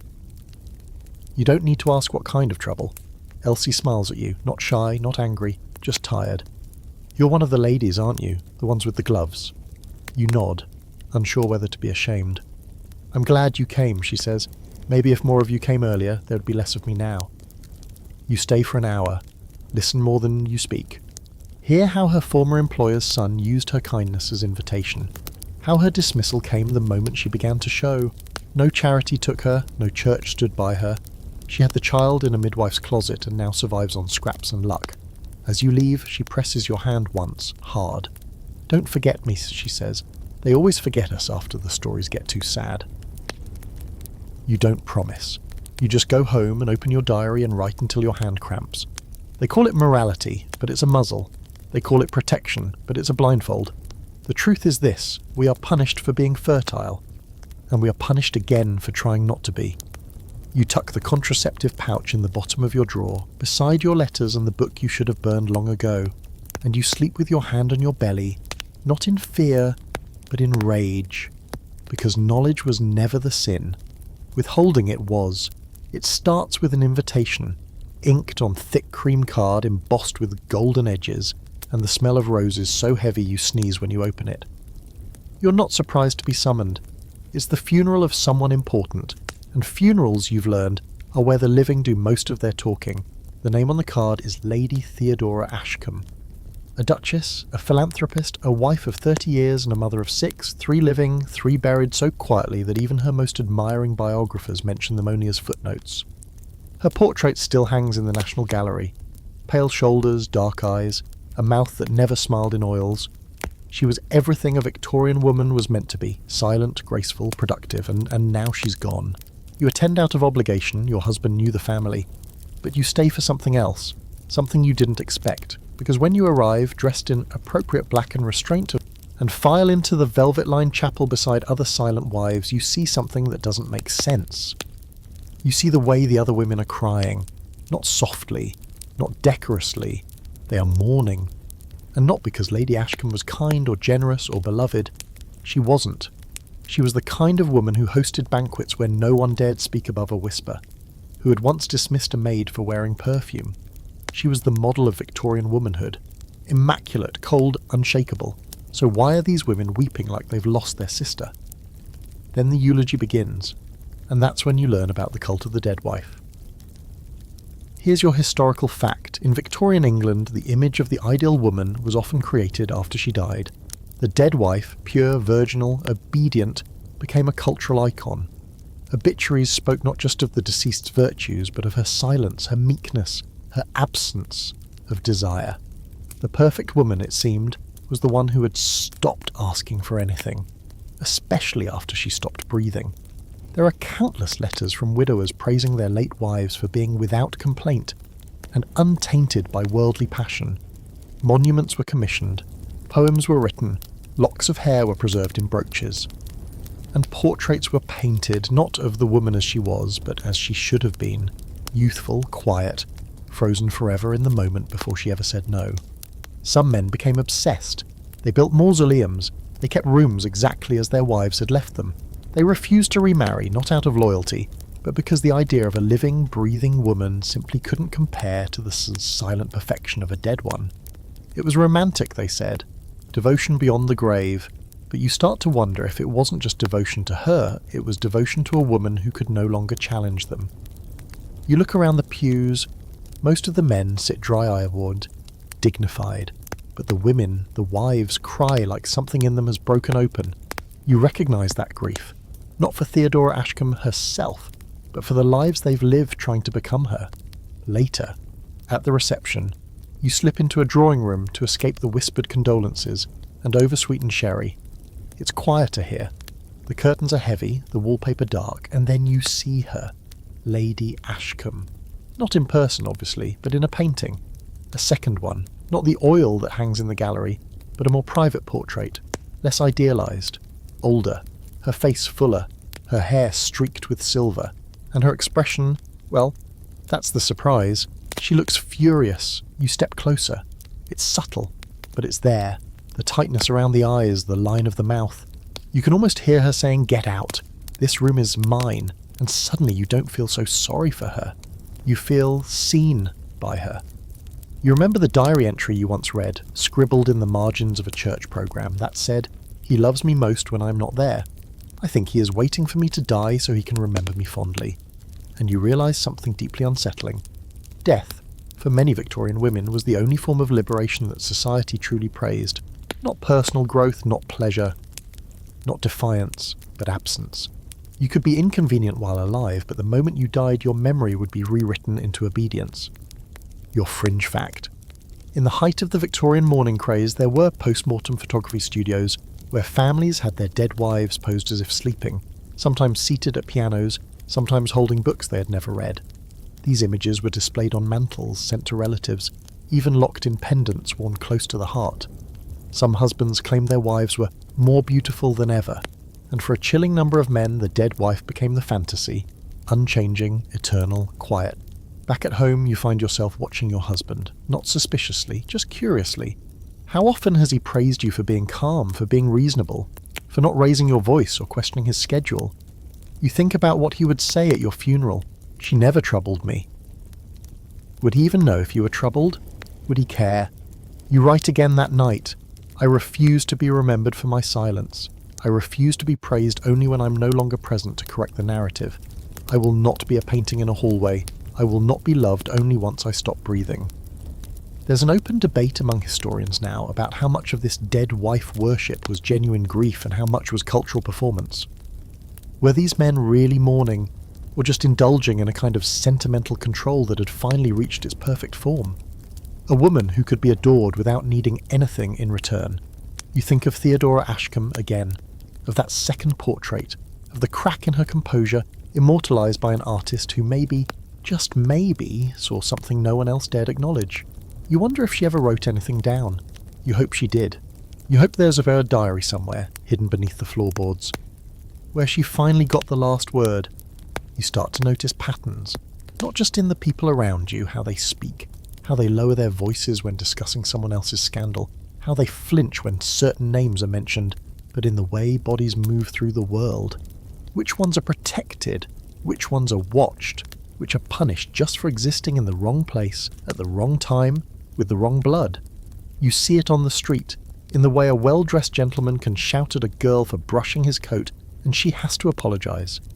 You see it in how the police look right through you, but keep a hand on their truncheons when passing dark-skinned servants in the market. You see it when women, unmarried, foreign, poor, disappear from the registry, and no one blinks. You're starting to understand something big and ugly. Victorian sexuality wasn't just about gender or morality. It was about control, and not everyone got to play by the same rules. Here's your historical fact. The Victorian era was shaped by an obsession with eugenics and social purity. Long before the term eugenics was officially coined, the ideology was already at work, the belief that only certain people were fit to reproduce, to marry, to exist. Scientists, doctors, politicians, they all lined it up to categorise who was desirable.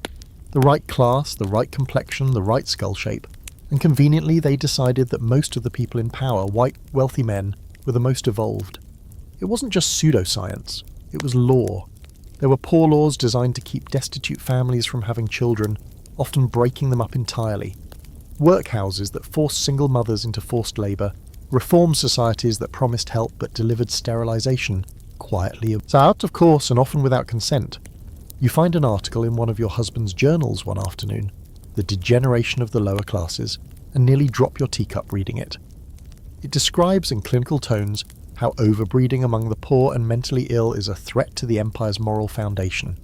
The solution? Encouraging fertility among the refined and discouraging it elsewhere. As if people were livestock. And here's your fringe fact. Some upper-class Victorians hosted private breeding salons, where they invited fit couples, both physically attractive and socially correct, to mingle and match. It was matchmaking, yes, but with an unspoken goal to produce better children. These events were dressed up as society balls, but behind the lace and champagne was a cold calculus. Who should pass on their genes, and who should quietly disappear? You wonder if you've ever been part of that system without knowing it.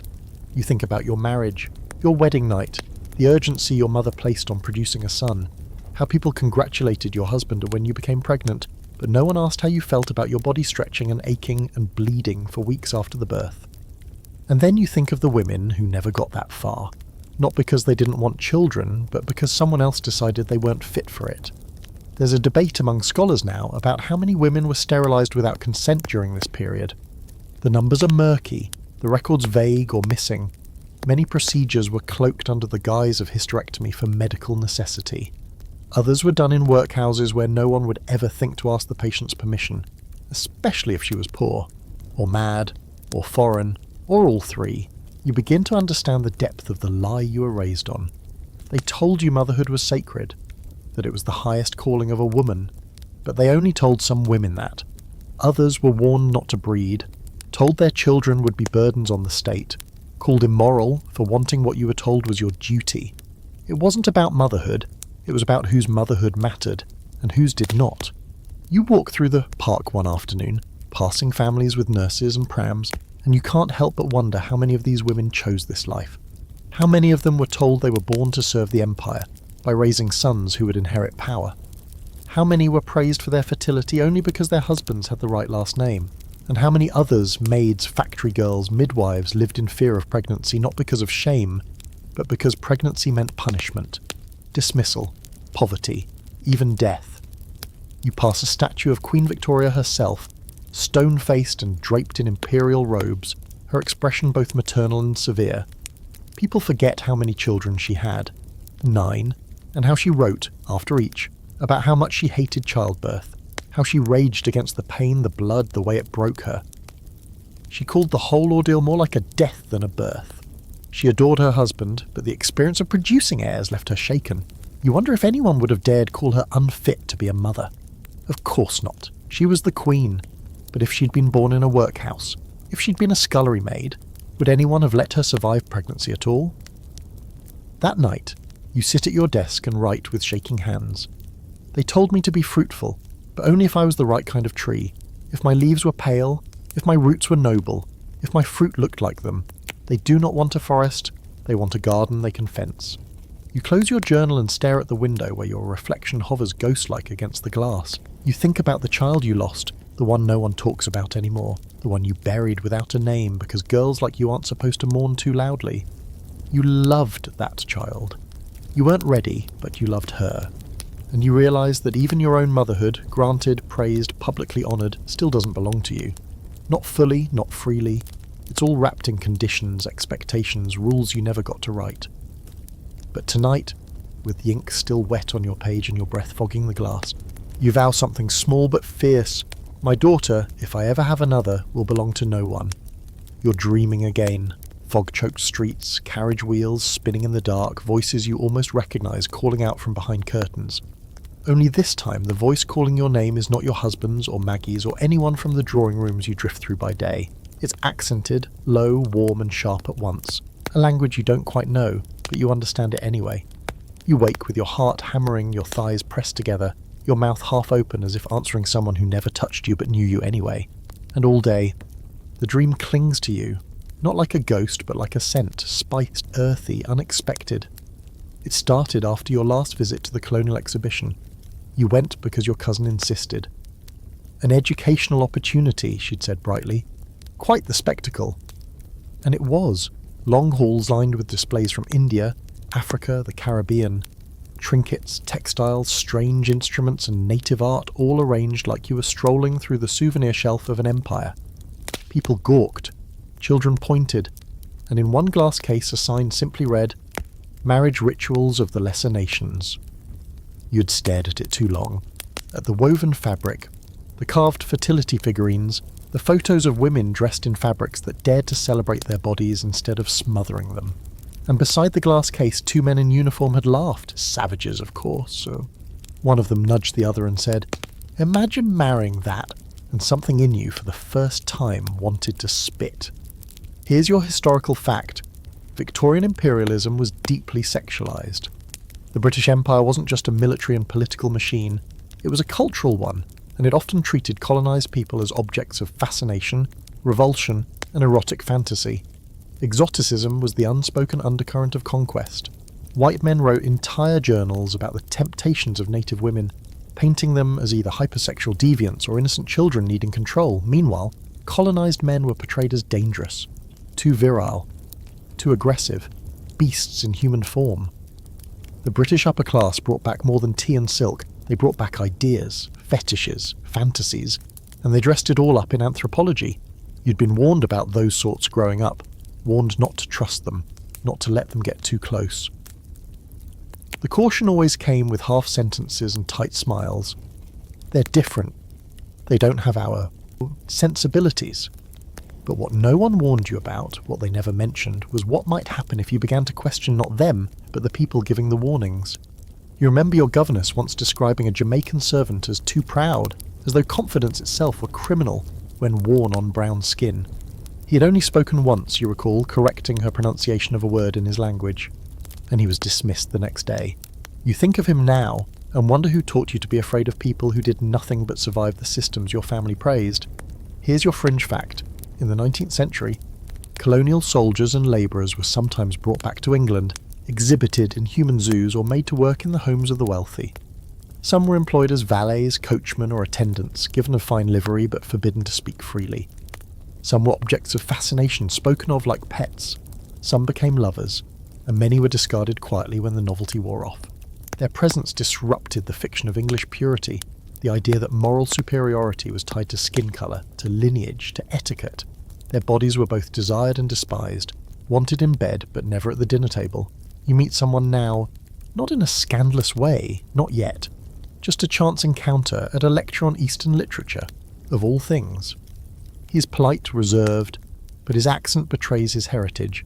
Indian, you think, though you're too cautious to ask outright. His eyes are sharp but kind, his fingers ink-stained, his clothes cut in the British style but worn with a looseness that suggests he didn't grow up freezing. He asks you what you thought of the speaker. You tell the truth, that it was dull, that he got the story wrong, that he made it too safe. And this man smiles, the corners of his mouth tilting like he knows what it is to be reduced. You begin to see him more often, at lectures, at bookshops, at a salon that allows foreigners as long as they're articulate and quiet. You notice how people speak over him, how no one asks where he lives, how they assume he's grateful to be here.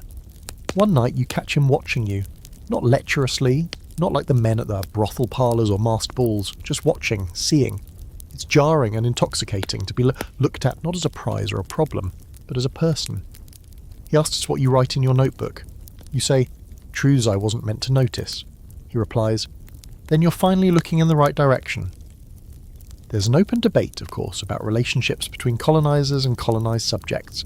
Some were transactional, some deeply abusive, but others, hidden, whispered, buried in letters and journals, were tender, brave, even loving, and always taboo, because nothing threatens a hierarchy like a woman stepping out of her assigned place and stepping towards someone who wasn't even supposed to be on the stage. You don't touch, not yet, but the tension between you is almost unbearable. You speak about language, about bodies, about silence and sovereignty. About the ways British women are taught to disappear while foreign men are taught they're dangerous just for breathing. He says, "You've been taught to look away from me and I've been taught never to look at you." You say, "Then let's look." And for once the room goes quiet. That night you write, "He is not a fantasy. I will not make him one.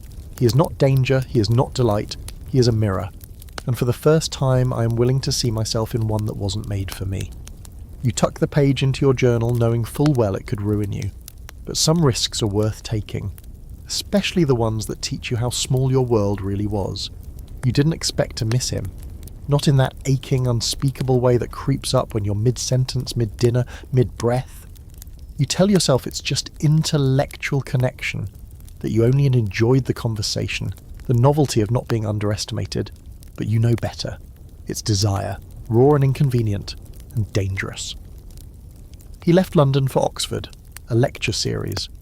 He told you in a note passed discreetly during a reading of Middlemarch, because of course, even that had to be coded. Gone 2 weeks. We'll write if it's safe. You haven't heard anything in 8 days, and in the meantime your mind has taken to replaying every conversation, every glance, every moment you didn't quite touch. To distract yourself, you walk. You find yourself back at a place you haven't dared return to in months. The reading room of the Royal Society's private archives. It's dusty, underfunded. You're not officially allowed to be here alone, not as a woman, but you've come armed with a letter of permission. Well, a forged one. Maggie helped. You don't ask how. You tell the archivist you're researching the evolution of marriage custom. He barely looks up.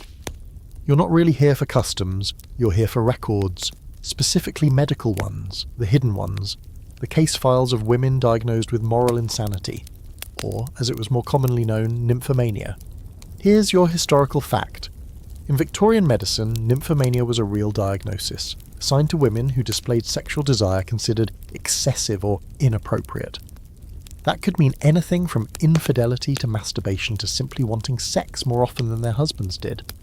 Some women were institutionalized for it, others subjected to treatments, clitoridectomies, ice baths, electroshock therapy, enforced celibacy.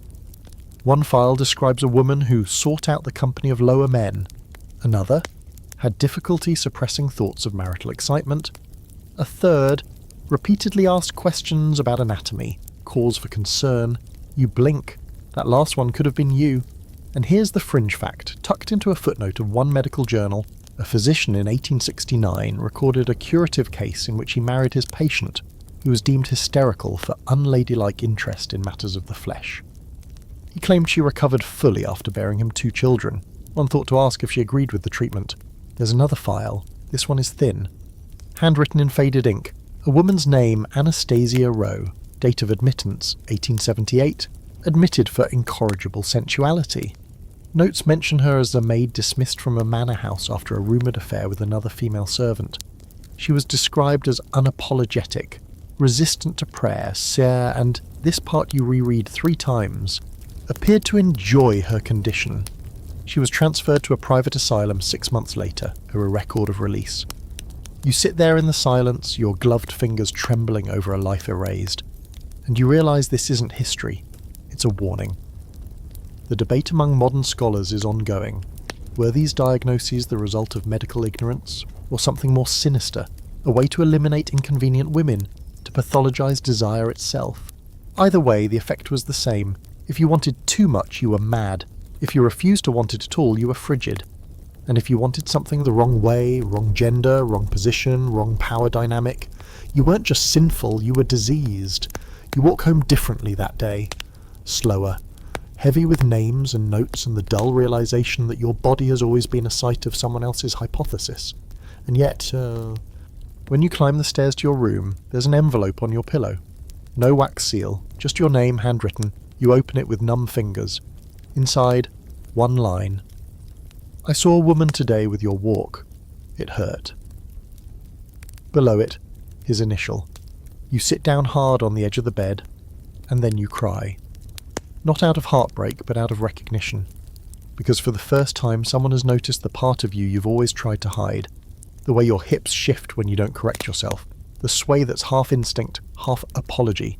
The part of you that's undisciplined. that lives in the space between steps, later. You write, they put women in asylums for desire, but it was never about the wanting, it was about the daring, to want out loud, to want without shame, to want differently. You pace, you think, you drink wine you don't even like, and finally you do something impulsive and wholly unforgivable. You find the back of your journal, so tear out 5 blank pages, and you begin a letter. Not to your lover, not to your husband, not to any man at all. You begin to write a letter to Anastasia Rowe. You tell her you read her name, you tell her you believe she existed, you tell her you would have sat beside her in the asylum and held her hand and said, "You are not wrong, you were never wrong." And then you fold the letter up, tuck it inside your corset, and keep it there all night. A talisman. A truth pressed against your skin. Because sometimes history doesn't repeat itself. Sometimes it demands an answer. The morning it happens, you aren't ready. Not for the letter, not for the consequences, and certainly not for the knock at the front door that comes far too early. Urgent and muffled through layers of stone and decorum. The house is still sleepy, the light just beginning to spread thin and grey through the drawing room windows. You're in your dressing gown. Halfway through a cup of tea, when Maggie comes up the stairs with eyes like alarms. "There's a man," she says simply. "Wants a word." Not your husband, not the doctor, worse, your cousin, was Godfrey Eaton Hyde. All hyphen, no humour. The kind of man who calls female novelists clever little things and considers poor people a delightful abstraction. He's the head of the local parish committee, a patron of 3 orphanages, and a lifelong student of other people's reputations. And now, apparently, he's heard something. When you enter the study, he's standing with his hands behind his back, inspecting the bookshelf like it's misbehaved. He turns, no smile. "There's been talk," he begins, his voice oily with self-importance, "about certain women, certain associations, certain ideas being passed around, radical ones." You sit, slowly. "I see. I sincerely hope you're not involved in any such activities. It would be most unfortunate if your name, our family's name, were to be dragged through the mud with all this nonsense about reforming gender roles and turning charity wards into, well, playgrounds for deviants." You blink, just once, then calmly ask, "Have you read the petition?" He stiffens. "What petition?" You smile, not warmly. "The one I circulated. For educational equity, for employment rights for women who've been dismissed without cause, for basic medical autonomy." Godfrey's nostrils flare. "I thought it might be you." You say nothing, because the silence, that's where the power sits now. Here's your historical fact. The late Victorian era saw the rise of organised feminist resistance. Women began pushing back, not only through speeches and salons, but with petitions, underground publications and advocacy networks that defied law and custom alike. These weren't just suffragettes storming Parliament steps. They were servants, teachers, housewives, and quiet radicals who passed notes beneath pews and smuggled banned books into libraries. The fight for sexual autonomy was always part of this movement, though it was often erased later in favour of the more respectable cause of voting rights. Many of these women lost everything: reputations, family ties, inheritances. Some were jailed, some institutionalised, others simply vanished from polite history, branded troublemakers, hysterics, or worse, women who didn't know their place. Godfrey sighs theatrically, as if he's the one burdened. "You've always been clever," he says. "But cleverness is a luxury we can't always afford." You stand now, no longer interested in civility. "Cleverness is not my luxury, it's your fear." He stares, like he's just realised you've grown teeth. Later, after he storms out, leaving a trail of veiled threats and overloud door slams, you walk to your desk, the real one, not the dainty secretary you keep in the parlour for thank you notes, but the one hidden in the back sitting room, where the curtains stay closed and the books are not censored for guests. And you take out the pages of your book. You hadn't meant to write a book. It started as letters, then essays, then short pieces stitched together with diary entries and things women had whispered to you over the years. Secrets folded into the hems of gowns and tucked under pillows and carved into the insides of closets. But now it's real, binding and all. No title yet, just a handwritten scrawl on the inside cover. This is not history, this is survival. And here's your fringe fact. In 1892, a small anonymous volume titled Women and Their Bodies, A Study in Respectful Rebellion, appeared appeared in a limited print run of 50 copies. Its origins are still debated by scholars, but the content was shocking for the time, detailing contraceptive methods, pleasure anatomy, same-sex attraction, and first-hand accounts of resistance against arranged marriage. The author simply signed as A. Some believe it was written by a disgraced midwife. Others say it was the work of several upper-class women using a single pseudonym. The only confirmed thing is this: the book changed lives. It was passed hand to hand, hidden in linens, whispered about in kitchens and parlours and bathhouses. You don't know if your words will make it that far, but you're going to try. The debate now among women like you, those with too much awareness to return to innocence, is how public to be, how much risk is acceptable. The vote may be coming. Slowly the laws are shifting, but there's no guarantee you'll live to see it. And still you write. You start sending pages to a printer who owes Maggie's uncle a favour. You disguise the delivery as household orders. The pages go out with boxes of candles and tins of sardines. You receive a reply 2 weeks later. Miss A. The work is dangerous, which is to say it is honest. I will print it, for the right price. You pay it in heirloom silver, and when the first copy arrives, ink still smelling of ash and rebellion, you hold it like a newborn. You sit by the fire, you read it aloud, not to yourself, to Maggie. To the cook, to the new maid who still flinches when men enter a room too quickly. You read the chapter about pleasure, the one about naming your parts, the one about consent not ending at the altar. No one speaks, but when you look up, their eyes are shining. They are not used to hearing their stories said out loud. You close the book and you say, this is not a confession, it is a refusal. Because that's what this has all become, hasn't it? Refusal to be quiet. Refusal to be rewritten into someone else's obituary. Refusal to carry your body like a burden, or your mind like a shameful inheritance. You are done apologising. And maybe, just maybe, that's where power begins. Not in anger, not in revenge, but in the simple, dangerous act of saying, I will not go back. You don't hear the knock this time, you feel it. A ripple through the house, subtle as a shiver, before the heavy echo rolls down the hallway like a storm. Maggie is already on the stairs, wiping flour from her hands. She looks back at you once, mouth tight, then disappears. You set down your pen. You know what this is? You've been expecting it. What you didn't expect was how calm you feel. The man who enters isn't a constable. Worse, he's a man in a silk waistcoat and a well-oiled moustache, carrying a ledger and the kind of smile that says he already knows how this ends. A solicitor. Not for you, of course. For your husband, your cousin. The entire structure of polite society, come to collect what it thinks you owe. I'm here, he says, on behalf of a few concerned parties. You raise an eyebrow. Are they concerned or offended? He doesn't laugh. It's been brought to our attention that certain writings have been circulating under your name. Scandalous things. Things that could, if misunderstood, reflect poorly not just on your household, but on your entire family. You stare at him for a moment, then say, evenly, so they were understood correctly then. He blinks. You stand, walk slowly toward the mantel, where a fresh copy of your small, illegal, radiant little book now sits next to the vase of lilies. It looks oddly innocent there, nestled among your inherited silver and your grandmother's cameo. He clears his throat. Mrs. D, may I remind you that publishing obscenity is a prosecutable offence under the current acts? You smile, not sweetly. You may remind me of whatever you like, you say, but if you think this is obscenity, I fear you've never read Ovid, or the Old Testament. And that's the end of that conversation. He leaves, red-faced and clutching his hat like it personally insulted him. But you know what's coming.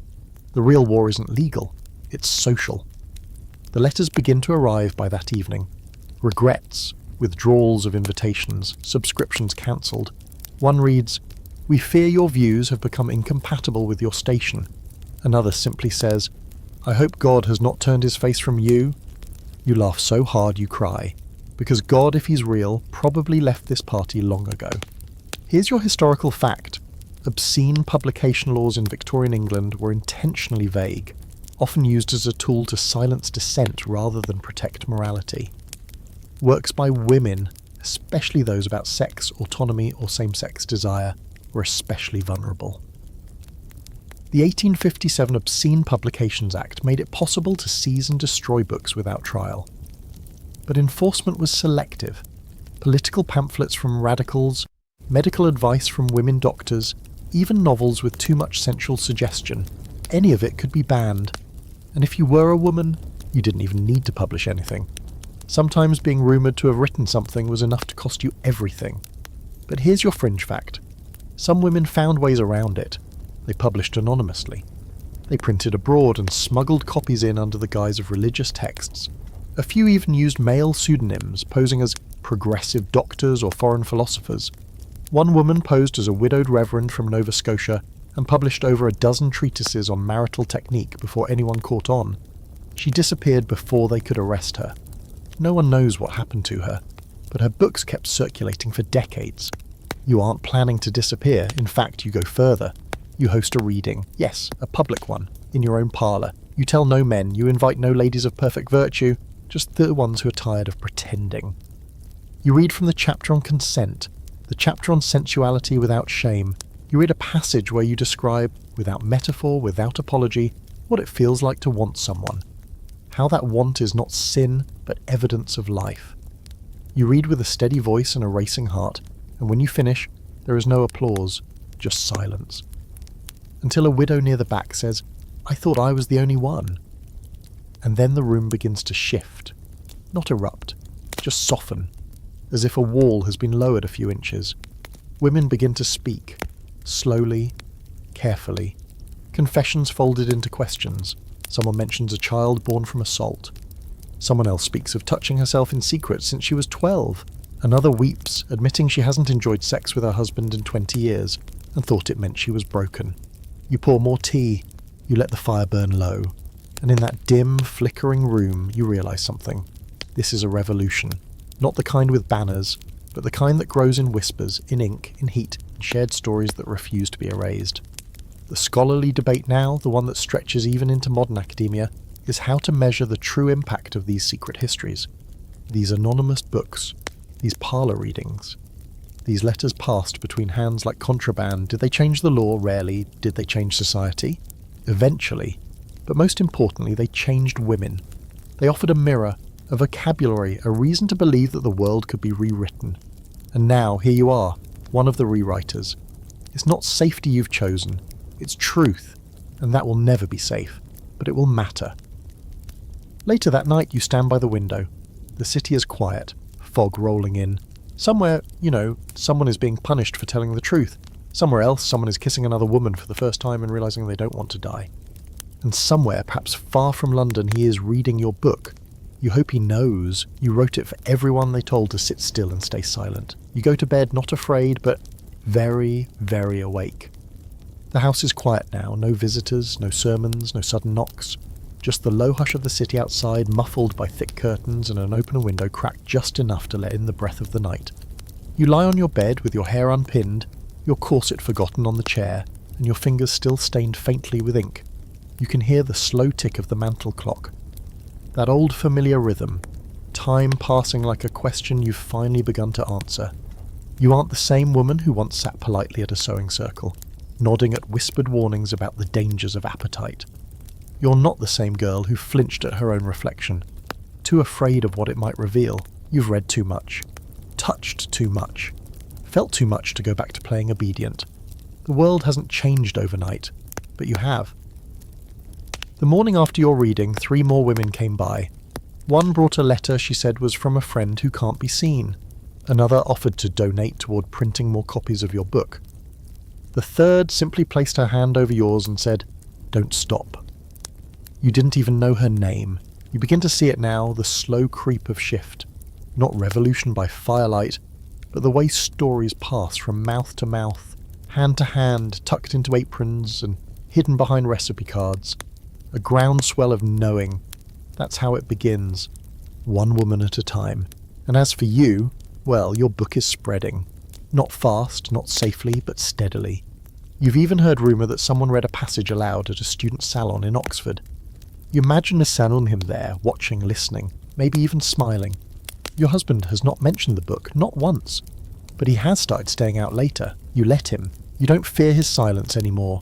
You've outgrown the need for approval, and his absence leaves space for your words, your choices, your body to belong to you. Maggie still brings you tea in the morning, but now she lingers a little longer. Sometimes reads your drafts over your shoulder, unbothered by the passages that once would have turned her cheeks pink. "That one," she says occasionally. "Write more like that." There are nights you still doubt yourself. Nights when you wonder what good ink and paper can do against a world built on punishment and silence. But then you remember Anastasia Rowe, Elsie, the girls at the asylums, the ones who wrote nothing, who were never written about, who lived and wanted and vanished. You are writing for them, not to tell their stories perfectly, but to make sure someone does. In time, your name may be erased from the official records, your husband may die with a plaque on some respectable wall, and your cousin may be buried with all the titles he clung to like armour.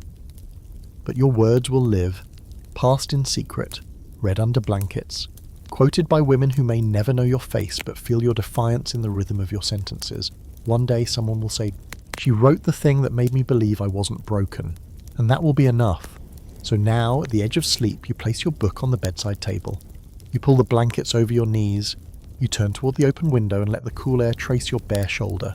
You are not alone, you never were, and somewhere another woman is starting her first sentence tonight. Let her, let them all. Let the truth be loud, even when whispered.